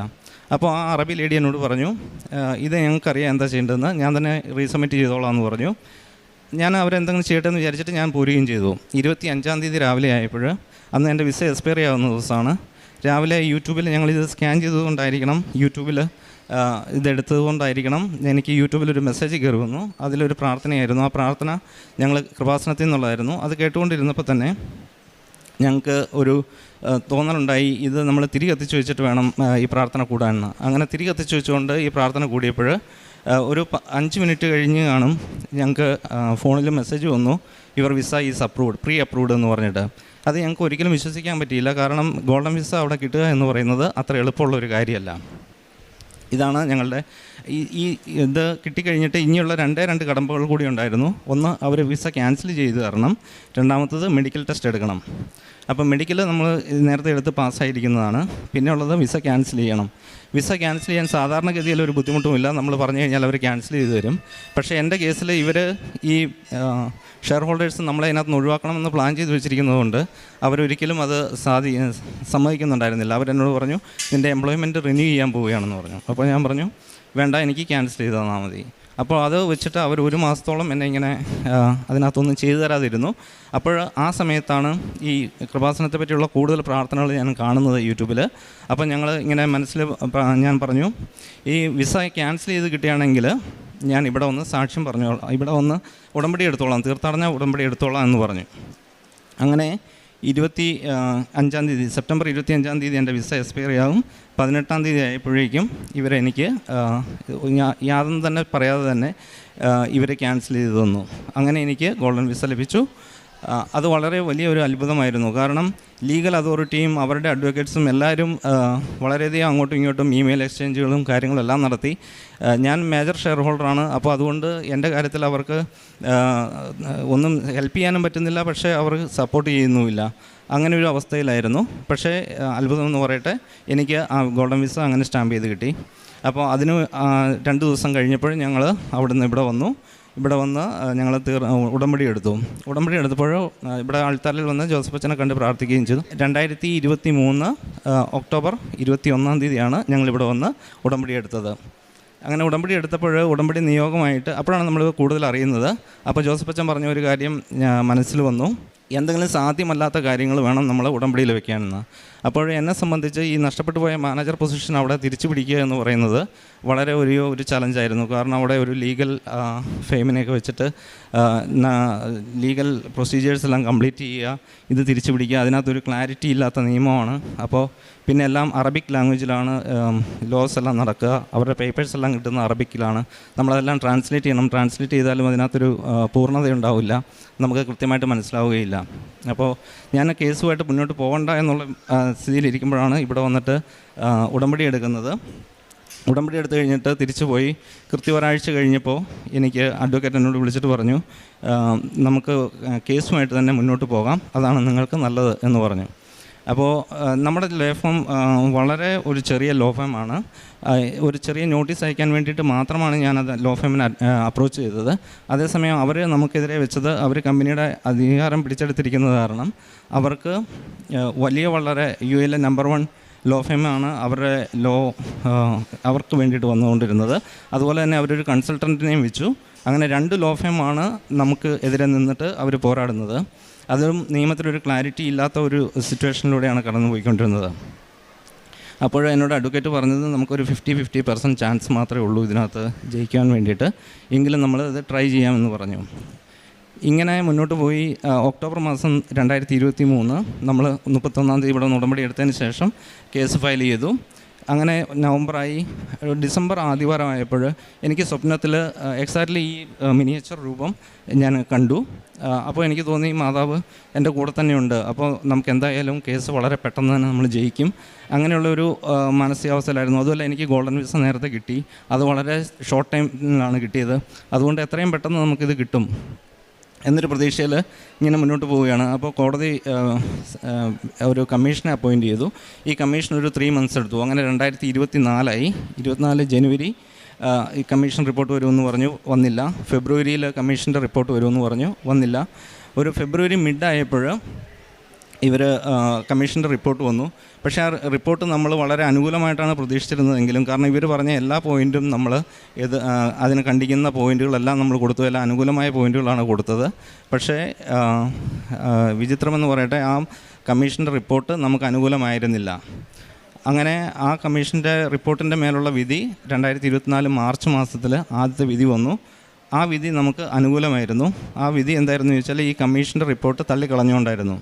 അങ്ങനെ കമ്മീഷൻ റിപ്പോർട്ട് തള്ളിക്കളഞ്ഞുകൊണ്ടുള്ളൊരു വിധി വന്നപ്പോൾ അവർക്ക് അതൊരു പരാജയം പോലെ അവർ ഫീൽ ചെയ്തിട്ട് അവരെന്ത് ചെയ്തു എന്ന് ചോദിച്ചു കഴിഞ്ഞാൽ, എൻ്റെ എംപ്ലോയ്മെൻറ്റ് കോൺട്രാക്റ്റ് അവർ ടെർമിനേറ്റ് ചെയ്തു. അവർക്കത് ടെർമിനേറ്റ് ചെയ്യാനുള്ള അധികാരമില്ല എങ്കിൽ പോലും അവരായിരുന്ന പവർ യൂസ് ചെയ്തിട്ട് അവർ എൻ്റെ എംപ്ലോയ്മെൻറ്റ് കോൺട്രാക്റ്റ് ടെർമിനേറ്റ് ചെയ്തു. അങ്ങനെ എനിക്ക് കമ്പനിയിൽ പോകാൻ മേലാതായി. പിന്നെ കമ്പനി കംപ്ലീറ്റ് അവരാണ് 2024 ഏപ്രിൽ മാസം മുതൽ റൺ ചെയ്യുന്നത്. അങ്ങനെ രണ്ടാമത്തെ കമ്മീഷൻ കോർട്ട് വെച്ചു. അത് 2024 ജൂലൈയിലാണ് ആ കമ്മീഷൻ്റെ റിപ്പോർട്ട് വരുന്നത്. ആ കമ്മീഷൻ്റെ റിപ്പോർട്ട് വന്നപ്പോൾ വളരെ അനുകൂലമായിട്ടൊരു റിപ്പോർട്ടാണ് നമുക്ക് ലഭിച്ചത്. അപ്പോൾ നമ്മളിങ്ങനെ ഇവിടെ ഡേറ്റ് ഇട്ട് പ്രാർത്ഥിക്കുന്നതൊക്കെ കണ്ടിട്ട് നമ്മൾ വിചാരിച്ചു ഓക്കെ ഓഗസ്റ്റ് മാസത്തിൽ എന്തായാലും നമുക്ക് അനുകൂലമായ വിധി ലഭിക്കും.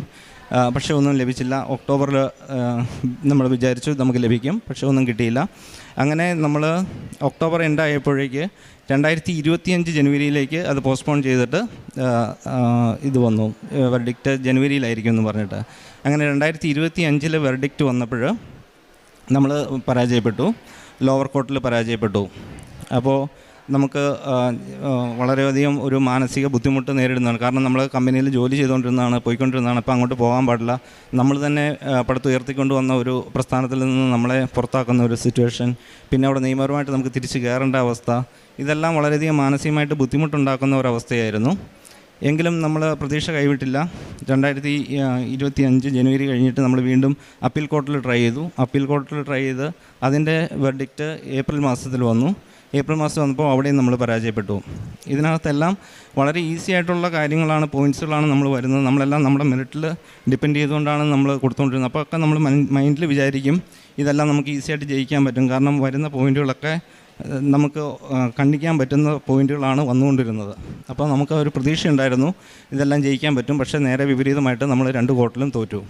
അപ്പോൾ അത് കഴിഞ്ഞിട്ട് നമ്മൾ സുപ്രീം കോർട്ടിൽ 2025 മെയ്യിൽ വീണ്ടും ഫയൽ ചെയ്തു. 2025 മെയ്യിൽ ഫയൽ ചെയ്തിട്ട് അപ്പോൾ എനിക്കൊരു പ്രതീക്ഷയുമില്ല. എല്ലാം 100% നമ്മൾ മാതാവിൽ ഡിപ്പെൻഡ് ചെയ്തിട്ട് മാതാവിന് വിട്ടുകൊടുത്തു. കമ്പനിയും മാതാവിന് വിട്ടുകൊടുത്തു. ഇനി നമ്മൾ മുന്നോട്ട് നയിക്കുന്നത് നല്ലതാണെങ്കിൽ മാത്രം മാതാവെ ഞങ്ങൾക്ക് തന്നാൽ മതി. ഈ സമയത്ത് ഈ കേസിൻ്റെ ഓരോ സമയത്തും ഓരോ ഘട്ടത്തിലും കോടതി വരുമ്പോൾ നമ്മൾ കോടതിയുടെ പരിസരത്ത് അവിടെയെല്ലാം പോയിട്ട് ഉപ്പിട്ട് പ്രാർത്ഥിക്കും. അതുപോലെ എല്ലാ ദിവസവും വൈകുന്നേരം ഈ നമ്മുടെ ഓഫീസ് ചെയ്യുന്ന കോംപ്ലക്സിൽ അതിൻ്റെ ചുറ്റും നമ്മൾ ഉപ്പ് ഇട്ടിട്ട് പ്രാർത്ഥിച്ചിട്ടുണ്ട്, ഉപയോഗിച്ചിട്ടുണ്ട്. തൈലം കമ്മീഷൻ്റെ റിപ്പോർട്ടിന് കമ്മീഷൻ്റെ കാര്യങ്ങൾക്കൊക്കെ പോകുന്ന സമയത്ത് നമ്മൾ തൈലം ഉപയോഗിച്ച് പ്രാർത്ഥിച്ചിട്ടുണ്ട്. അങ്ങനെ 2025 മെയ് മാസത്തിൽ സുപ്രീം കോർട്ടിൽ കേസ് നമ്മൾ ഫയൽ ചെയ്തു. നമുക്കൊരു പ്രതീക്ഷയുമില്ലായിരുന്നു ഈ കേസ് ജയിക്കുമെന്ന്. കാരണം കംപ്ലീറ്റ് കമ്പനിയുടെ പ്രവർത്തനം അവർ കൈക്കലാക്കി, നമുക്ക് യാതൊരുവിധ കണക്ഷൻസും ഇല്ല. അങ്ങനെ ഇരിക്കുന്ന സമയത്ത് ജൂലൈ 18-ാം തീയതി ആദ്യമായിട്ട് സുപ്രീം കോർട്ടിൻ്റെ വെർഡിക്റ്റ് വന്നു. ആ വെർഡിക്റ്റ് നമുക്ക് അനുകൂലമായിരുന്നു. സാധാരണഗതിയിൽ സുപ്രീം കോർട്ടിൻ്റെ വെർഡിക്റ്റ് വന്നാൽ അതോടുകൂടി കേസ് തീരും. പക്ഷേ ഇവിടെ ഒരു എടുത്തു പറയേണ്ട കാര്യം, ഈ 18-ാം തീയതി വിധി വന്നപ്പോൾ സുപ്രീം കോർട്ട് വിധിച്ചത് താഴെയുള്ള 2 ലോവർ കോർട്ടിലും പോയിട്ട് ആ വിധി തിരുത്തി വാങ്ങിച്ചുകൊണ്ട് വരണമെന്നായിരുന്നു. കാരണം നമ്മൾ പ്രാർത്ഥിക്കുമ്പോൾ നമ്മൾ എന്നും തന്നെ പ്രാർത്ഥിച്ചിരുന്നു, ഏഷ്യ 54:17 ഒരു വചനം വെച്ചാണ് നമ്മൾ പ്രാർത്ഥിച്ചുകൊണ്ടിരുന്നത്. നിന്നെ ഒരു ഇതും കണ്ടിക്കുകയില്ല എന്നുള്ള ഒരു വചനം വെച്ചിട്ടാണ് നമ്മൾ സ്ഥിരമായിട്ട് പ്രാർത്ഥിച്ചുകൊണ്ടിരുന്നത്. അപ്പോൾ അതേ പ്രകാരം ഈ സുപ്രീം കോർട്ടിൻ്റെ വെർഡിക്റ്റ് താഴത്തെ 2 കോർട്ടിലും പോയിട്ട് നമുക്കെതിരെ പുറപ്പെടുവിച്ച ആ വിധി കണ്ടിച്ച് അത് തിരുത്തി വാങ്ങിക്കണം എന്നായിരുന്നു. അങ്ങനെ ആ വിധി തിരുത്തി നമുക്ക് ലഭിച്ചത് സെപ്റ്റംബർ 10-ാം തീയതിയാണ്. സെപ്റ്റംബർ 8-ാം തീയതി മാതാവിൻ്റെ പെരുന്നാളായിരുന്നു. അപ്പോൾ അന്ന് നമ്മൾ പ്രാർത്ഥിച്ചുകൊണ്ടിരുന്നപ്പം മെഴുകുതിരിയിൽ മാതാവിൻ്റെ രൂപം നമുക്ക് കാണാൻ പറ്റിയിട്ടുണ്ടായിരുന്നു. അങ്ങനെ നമ്മൾ സെപ്റ്റംബർ 10-ാം തീയതി ഈ 2 ലോവർ കോർട്ടിൽ നിന്നും നമുക്ക് അനുകൂലമായിട്ടുള്ള വിധി തിരിച്ചു കിട്ടി. അങ്ങനെ നഷ്ടപ്പെട്ടു പോയ മാനേജർ പൊസിഷനും മറ്റു കാര്യങ്ങളും നമുക്ക് തിരിച്ചു കിട്ടി.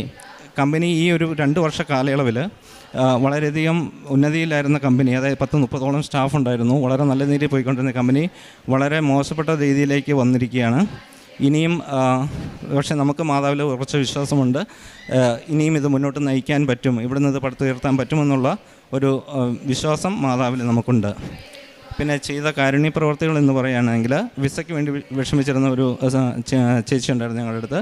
അവർക്ക് വേണ്ടിയിട്ട് നമ്മൾ വിസ അറേഞ്ച് ചെയ്ത് കൊടുത്തു. അതുപോലെ അവർക്ക് മെഡിക്കൽ ഇത് എടുത്തു കൊടുത്തിട്ടുണ്ട്, മെഡിക്കൽ കാർഡ് കാര്യങ്ങൾ, അങ്ങനത്തെ കാര്യങ്ങൾ. നമുക്കിവർ കേസുമായിട്ടുള്ള കാര്യങ്ങളായത് കാരണം അവർ നമ്മുടെ എല്ലാ ഫിനാൻഷ്യൽ കാര്യങ്ങളും എല്ലാം നിർത്തിവെച്ചിരിക്കുകയായിരുന്നു. കമ്പനിയിൽ നിന്ന് പേയ്മെൻറ്റോ കാര്യങ്ങളൊന്നും കിട്ടുന്നില്ലായിരുന്നു. എങ്കിലും മാതാവ് ഞങ്ങളെ ഈ 2 വർഷക്കാലം, ഞാൻ ഫാമിലിയായിട്ടാണ് അവിടെ, അപ്പം നമ്മളെ യാതൊരു ബുദ്ധിമുട്ടും ഇല്ലാതെ അവിടെ ഞങ്ങളെ സംരക്ഷിച്ചു. അത് വളരെ അത്ഭുതകരമായിരുന്നു. പിന്നെ ആത്മീയ കാര്യത്തിൽ പറയുകയാണെങ്കിൽ സാധാരണ ഇടയ്ക്കുള്ള ദിവസങ്ങളിൽ അല്ലെങ്കിൽ ഞായറാഴ്ചകളിൽ മാത്രം കുർബാനയ്ക്ക് പോയിക്കൊണ്ടിരുന്നതാണ്. ഞങ്ങൾക്ക് മാതാവ് ഒരു അനുഗ്രഹം തന്നു. സൺഡേ മാത്രം പോയിക്കൊണ്ടിരുന്ന ഞങ്ങൾക്ക് ഈ കമ്പനിയിൽ നിന്ന് ഞങ്ങൾ കമ്പനി പോകാൻ മേലാതായി കഴിഞ്ഞപ്പോൾ എല്ലാ ദിവസവും നമ്മൾ കുർബാനയ്ക്ക് പോകണം എന്നുള്ളൊരു ഒരു പ്രേരണ കിട്ടി. അങ്ങനെ എല്ലാ ദിവസവും മുടങ്ങാതെ ഞങ്ങൾക്ക് അവിടെ ദുബായ് പള്ളിയിൽ കുർബാനയ്ക്ക് പോകാനും പ്രാർത്ഥിക്കാനും സാധിച്ചു.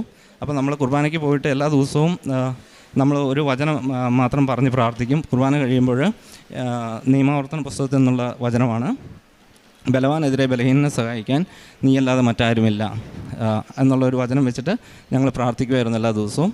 അപ്പോൾ ഞാൻ ആ പ്രാർത്ഥനയിൽ കഴിയുമ്പോൾ ഞാൻ എന്നും പറയും, ഈ ദിവ്യകാരുണ്യത്തിൻ്റെ ശക്തി ഞങ്ങൾക്ക് ഇത് കാണിച്ചു തരണം അമ്മേ. കാരണം ഞാൻ എവിടെയോ വായിച്ചിട്ടുണ്ട്, യൂറോപ്പിലെവിടെയോ ഒരു 1000 തവണ വിശുദ്ധ കുർബാന അർപ്പിച്ചപ്പോൾ പരിശുദ്ധ അമ്മ പ്രത്യക്ഷപ്പെട്ടത് വായിച്ചിട്ടുണ്ട്. അപ്പോൾ ഇതുപോലെ കണ്ടിന്യൂസ് ആയിട്ട് ഞങ്ങൾ കുർബാന പോവുകയാണ്. അപ്പോൾ അതിൻ്റെ ഒരു അടയാളം ഞങ്ങൾക്ക് കാണിച്ചു തരണം എന്ന് പറഞ്ഞു. അപ്പോൾ അതിൻ്റെ ഇതായിട്ട് ഞങ്ങൾക്ക് തീനാളത്തിൽ ഒരു ദിവ്യകാരുണ്യത്തിൻ്റെ ഒരു രൂപം പോലെ ഞങ്ങൾക്ക് ഈ സുപ്രീം കോടതിൻ്റെ വിധി വന്ന ദിവസം കാണുവാൻ സാധിച്ചു. ഇതാണ് ഞങ്ങളുടെ സാക്ഷ്യം. ഈ ഇത്രയും അനുഗ്രഹങ്ങൾ തന്ന പരിശുദ്ധ ദൈവമാതാവിനും തിരുക്കുമാരനും 1000 നന്ദി അർപ്പിക്കുന്നു. സങ്കീർത്തനങ്ങൾ 24, 3 മുതൽ 5 വരെ തിരുവചനങ്ങൾ. കർത്താവിൻ്റെ മലയിൽ ആര് കയറും? അവിടുത്തെ വിശുദ്ധ സ്ഥലത്ത് ആര് നിൽക്കും? കളങ്കമറ്റ കൈകളും നിർമ്മലമായ ഹൃദയവും ഉള്ളവൻ, മിഥ്യയുടെ മേൽ മനസ്സ് പതിക്കാത്തവനും കള്ളസത്യം ചെയ്യാത്തവനും തന്നെ. അവൻ്റെ മേൽ കർത്താവ് അനുഗ്രഹം ചൊരിയും. രക്ഷകനായ ദൈവം അവന് നീതി നടത്തിക്കൊടുക്കും. മാത്യു സിറിയക് എന്ന ഈ സഹോദരൻ തൻ്റെ ജീവിതത്തിൽ വന്നു ചേർന്ന അവിചാരിതമായ വലിയ ഒരു ക്ലേശാവസ്ഥയിൽ പരിശുദ്ധ കൃപാസന മാതാവിൻ്റെ ഉടമ്പടി ജീവിതത്തിലൂടെ ലഭിച്ച അനുഗ്രഹങ്ങളെയും സംരക്ഷണങ്ങളെയുമാണ് ഈ അൾത്താരയിൽ സാക്ഷ്യപ്പെടുത്തിയത്. വിദേശത്ത് ഒരു കമ്പനി നടത്തിക്കൊണ്ടിരിക്കുന്ന സഹോദരൻ, എൻജിനീയറിംഗ് കമ്പനി നടത്തുന്ന സഹോദരൻ, കൂടെ 2 ചെറിയ പാർട്ട്നേഴ്സ് കൂടി ഉണ്ടായിരുന്നു. എങ്കിൽ മേജർ ഷെയറും സഹോദരൻ്റെത് തന്നെയായിരുന്നു. എന്നാൽ കമ്പനി റീ അറേഞ്ച്മെൻറ്റ് എന്ന പേരിൽ പാർട്ട്നേഴ്സ് അതിൻ്റെ കാര്യങ്ങൾ റീ അറേഞ്ച് ചെയ്യുകയും ഓഫീസ് ബെയറേഴ്സ്, ഔദ്യോഗിക ഉത്തരവാദിത്വമുള്ളവരുടെ സ്ഥാനങ്ങൾ റീ അറേഞ്ച് ചെയ്യുകയും പിന്നീട് ഫലത്തിൽ മേജർ ഷെയറുള്ള ചേട്ടന് കമ്പനി പൂർണ്ണമായി നഷ്ടമാവുകയും ചെയ്യുന്നു. ഏതാണ്ട് 10-15 കോടി രൂപയുടെ വാർഷിക വിറ്റുവരവുള്ള ഒരു സ്ഥാപനത്തിൽ മുഴുവൻ നഷ്ടപ്പെട്ടതിൻ്റെ ചരിത്രമാണ് സഹോദരൻ നമ്മുടെ മുമ്പിൽ പങ്കുവച്ചത്. ഒരു തരത്തിലും സഹോദരന് പൂർണ്ണമായും നീതിയുണ്ടെങ്കിലും നീതി നടത്തിയെടുക്കുവാനാവാത്ത വിധത്തിൽ കുരുക്കുകൾ മാത്രം സഹോദരന് ചുറ്റപ്പെടുന്നു. അത് എങ്ങനെ ഇത് കുരുക്കഴിച്ച് മുന്നോട്ട് പോകുവാനാകുമെന്ന അവസ്ഥ പോലും അറിയാത്ത സാഹചര്യമാണ്. മറ്റൊരു അപകടം അതിനകത്ത് വന്നു ചേർന്നത് സഹോദരൻ്റെ വിസ തീരുന്നു. വിസ തീരാൻ ചുരുക്കം ദിവസങ്ങളേ ഉള്ളൂ. അപ്പോൾ ഒരു ഗോൾഡൻ വിസയ്ക്ക് വേണ്ടി സഹോദരൻ അപേക്ഷിക്കുന്നു. പക്ഷേ എവിടെയുള്ള സാധാ വിസ അത് ക്യാൻസൽ ചെയ്യുവാൻ വേണ്ടി കൂടെയുള്ള ആ കോ ഷെയറേഴ്സ് അവർ അതിന് അനുമതി കൊടുക്കണം. അവരത് അനുവദിക്കുന്നില്ല. എന്തുകൊണ്ടും ജീവിതം, തൊഴിൽ, വരുമാനം, സാധ്യതകൾ എല്ലാം തകർന്ന് തരിപ്പണമായി മുൻപോട്ടിനി എന്തെന്നറിയാതെ നിൽക്കുന്ന സാഹചര്യത്തിലാണ് കൃപാസന മാതാവിനെ സഹോദരൻ പരിചയപ്പെടുന്നത്. സഹോദരൻ പറയുന്നുണ്ട്, എൻ്റെ വിസ പ്രോസസ്സിൻ്റെ കാര്യങ്ങൾ മുന്നോട്ട് നയിച്ചുകൊണ്ടിരിക്കുമ്പോൾ വിസ തീരുവാൻ ഇനി ഒരു ദിവസം മാത്രമുള്ളപ്പോൾ അതിൻ്റെ എന്തെങ്കിലും നോട്ടിഫിക്കേഷൻ ആയിരിക്കുമെന്ന് കരുതി ഞാൻ മൊബൈൽ നോക്കുമ്പോൾ അതിലേക്ക് വന്നത് കൃപാസന മാതാവിൻ്റെ പ്രാർത്ഥനയായിരുന്നു. ഞാൻ ആ പ്രാർത്ഥന ആദ്യം വായിച്ചു തുടങ്ങി. പിന്നീട് ഞാനത് തിരി കത്തിച്ച് വെച്ച് അത് വളരെ ഭക്തിയോടുകൂടി ആ പ്രാർത്ഥന ഞാൻ ചൊല്ലി. എനിക്ക് ഒരു വിഷയമാണ് അതിനകത്തുണ്ടായിരുന്നത്. എൻ്റെ സാധാ വിസ ക്യാൻസൽ ചെയ്യുവാൻ വേണ്ടി കൂടെയുള്ള ആ കോ പാർട്ട്നേഴ്സ് അവർ അനുമതി നൽകണം. അവരതിന് യാതൊരു തടസ്സവും നിൽക്കരുത്. അതായിരുന്നു പ്രശ്നമുണ്ടായിരുന്നത്. സഹോദരൻ പറയുന്നുണ്ട്, അമ്മയുടെ ഈ പ്രാർത്ഥന വരികയും കൃപാസനത്തിൻ്റെ പ്രാർത്ഥനകളെ പിന്നീട് കാണുകയും ചെയ്ത ആ ദിവസം തന്നെ സഹോദരൻ അമ്മയോട് ഈ നിയോഗമാണ് സമർപ്പിക്കുന്നത്. എനിക്ക് ഗോൾഡൻ വിസ ലഭിക്കുന്ന വിധത്തിൽ സാധാ വിസ അത് ക്യാൻസലായി പോകുന്നതിനുള്ള വഴി തുറന്നു തരണമേ എന്ന്. സഹോദരൻ പറയുന്നുണ്ട്, അടുത്ത ദിവസം വിസ ക്യാൻസലാകുന്ന ദിവസം ആ വിസ ക്യാൻസലായി പോവുകയും ഗോൾഡൻ വിസ അത് ലഭിക്കില്ല, ഏറെ ക്ലേശമുണ്ടാകും, തൻ്റെ ജീവിതം അവിടെ തീരും, നാട്ടിലേക്ക് പോരേണ്ടി വരും എന്നൊക്കെ കരുതിയെടുത്ത് അമ്മ മാതാവ്, സമയച്ചുരുക്കത്തിൻ്റെ അമ്മ, സഞ്ചാരി മാതാവ് ഉടമ്പടി പോലും എടുക്കുന്നതിന് മുമ്പ് അമ്മയിൽ ശരണപ്പെട്ട് പ്രാർത്ഥിക്കുമ്പോൾ സഹോദരന് ഗോൾഡൻ വിസ കൊടുത്ത് അനുഗ്രഹിച്ചതിനെയാണ് ആദ്യം സാക്ഷ്യപ്പെടുത്തിയത്. പിന്നീട് കമ്പനിയുടെ കേസുകൾ മുന്നോട്ട് കൊണ്ടുപോയി.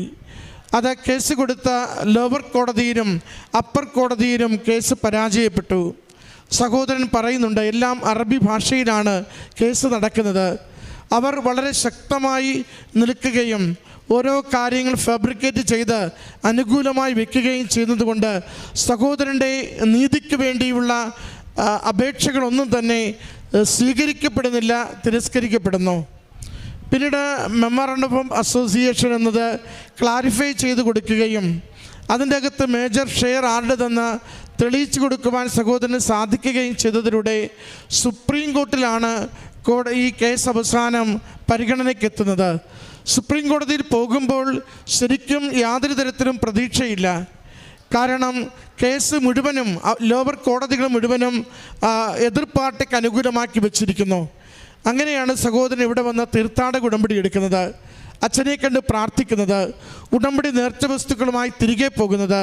ആ കമ്പനിയിൽ, കോടതിയിൽ, ആ ഡോക്യുമെൻറ്റ്സിൽ ഒക്കെ ഉടമ്പടിയുടെ നേർച്ച വസ്തുക്കൾ, ഉപ്പും തൈലവും അത് വിതറിയും കുരിശടയാളം വരച്ച് വിശ്വാസ പ്രമാണം ചൊല്ലിയും പ്രാർത്ഥിക്കുന്നത്. സഹോദരൻ എന്നിട്ട് സുപ്രീം കോടതിയിൽ പേപ്പർ കൊടുക്കുമ്പോൾ ഒന്നു മാത്രമേ പറഞ്ഞുള്ളൂ, അമ്മ മാതാവ് ഇഷ്ടമാണെങ്കിൽ, ആഗ്രഹിക്കുന്നുവെങ്കിൽ ഇതിന്മേൽ എനിക്ക് നീതി നടത്തി തരണമെന്ന്.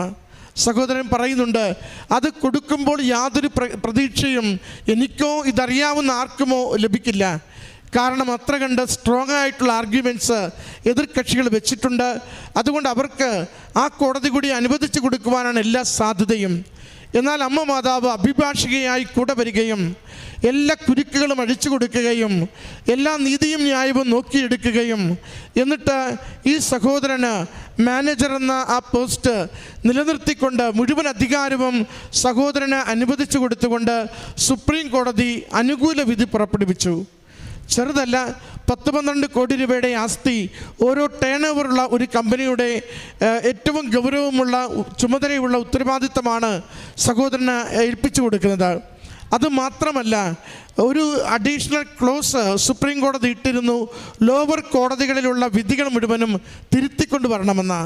നാളെ ഒരു ട്രയൽ, ഒരു സ്യൂട്ട് ഉണ്ടാകാതിരിക്കുവാൻ, നാളെ മറ്റേതെങ്കിലും തരത്തിൽ അതിൽ കോലാഹലങ്ങളിലേക്ക് പോകാതിരിക്കുവാൻ ആ ഒരു ക്ലോസ് ഇടുകയും സഹോദരൻ ലോവർ കോടതികളിൽ, അപ്പർ കോർട്ടിലും ലോവർ കോർട്ടിലും ആദ്യം സഹോദരൻ്റെ ക്ലെയിമിനെതിരായി കൊണ്ടുവന്ന വിധികൾ തിരുത്തിക്കൊണ്ട് സുപ്രീം കോർട്ടിന് ചേർന്ന വിധത്തിൽ വിധി അനുകൂലമായി ലഭിക്കുകയും ചെയ്തു.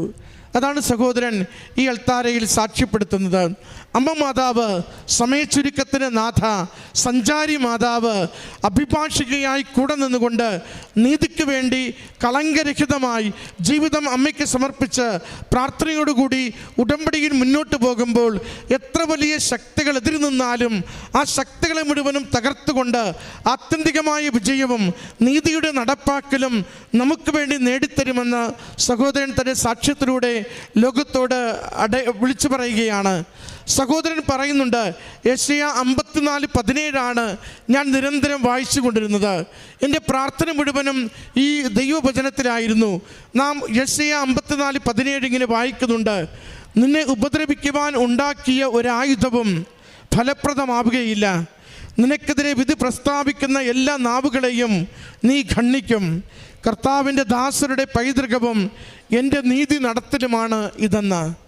എത്ര ശരിയായ വിധത്തിൽ എതിരിൽ നിന്ന് എല്ലാവരെയും തറപറ്റിക്കുകയും എതിരായി വിധിച്ചത് മുഴുവനും തിരികെ മാറ്റിക്കൊണ്ട് ശരിയായ നീതിയുള്ള ദൈവഹിതപ്രകാരമുള്ള നല്ല വിധി നേടിക്കൊണ്ട് ആ കമ്പനി സ്വന്തമാക്കുവാൻ, ബിസിനസ് മുന്നോട്ട് കൊണ്ടുപോകുവാൻ അമ്മ മാതാവ് മകന് നൽകിയ സവിശേഷമായ, അപൂർവമായ, ഏറെ ക്ലേശകരമെങ്കിലും വളരെ സുഗമമായി മകന് അനുവദിച്ചു നൽകിയ അനുഗ്രഹത്തെയാണ് ഈ സാക്ഷ്യത്തിലൂടെ പങ്കുവയ്ക്കുന്നത്. മകനും കുടുംബത്തിനും ലഭിച്ച സംരക്ഷണത്തിന്, കോടതിയിലെ കേസ് വിജയത്തിന് ആ നാൾവഴികളിൽ മുഴുവനും അമ്മ മാതാവ് കൂടെ നിന്നുകൊണ്ട് ആ കോടതി വിധികളെ മുഴുവനും കുടുംബത്തിന് അനുഗ്രഹമായി ക്രമീകരിച്ചതിന് നന്ദി പറഞ്ഞ് കരങ്ങളടിച്ച് ഈ സാക്ഷ്യം സമർപ്പിക്കും.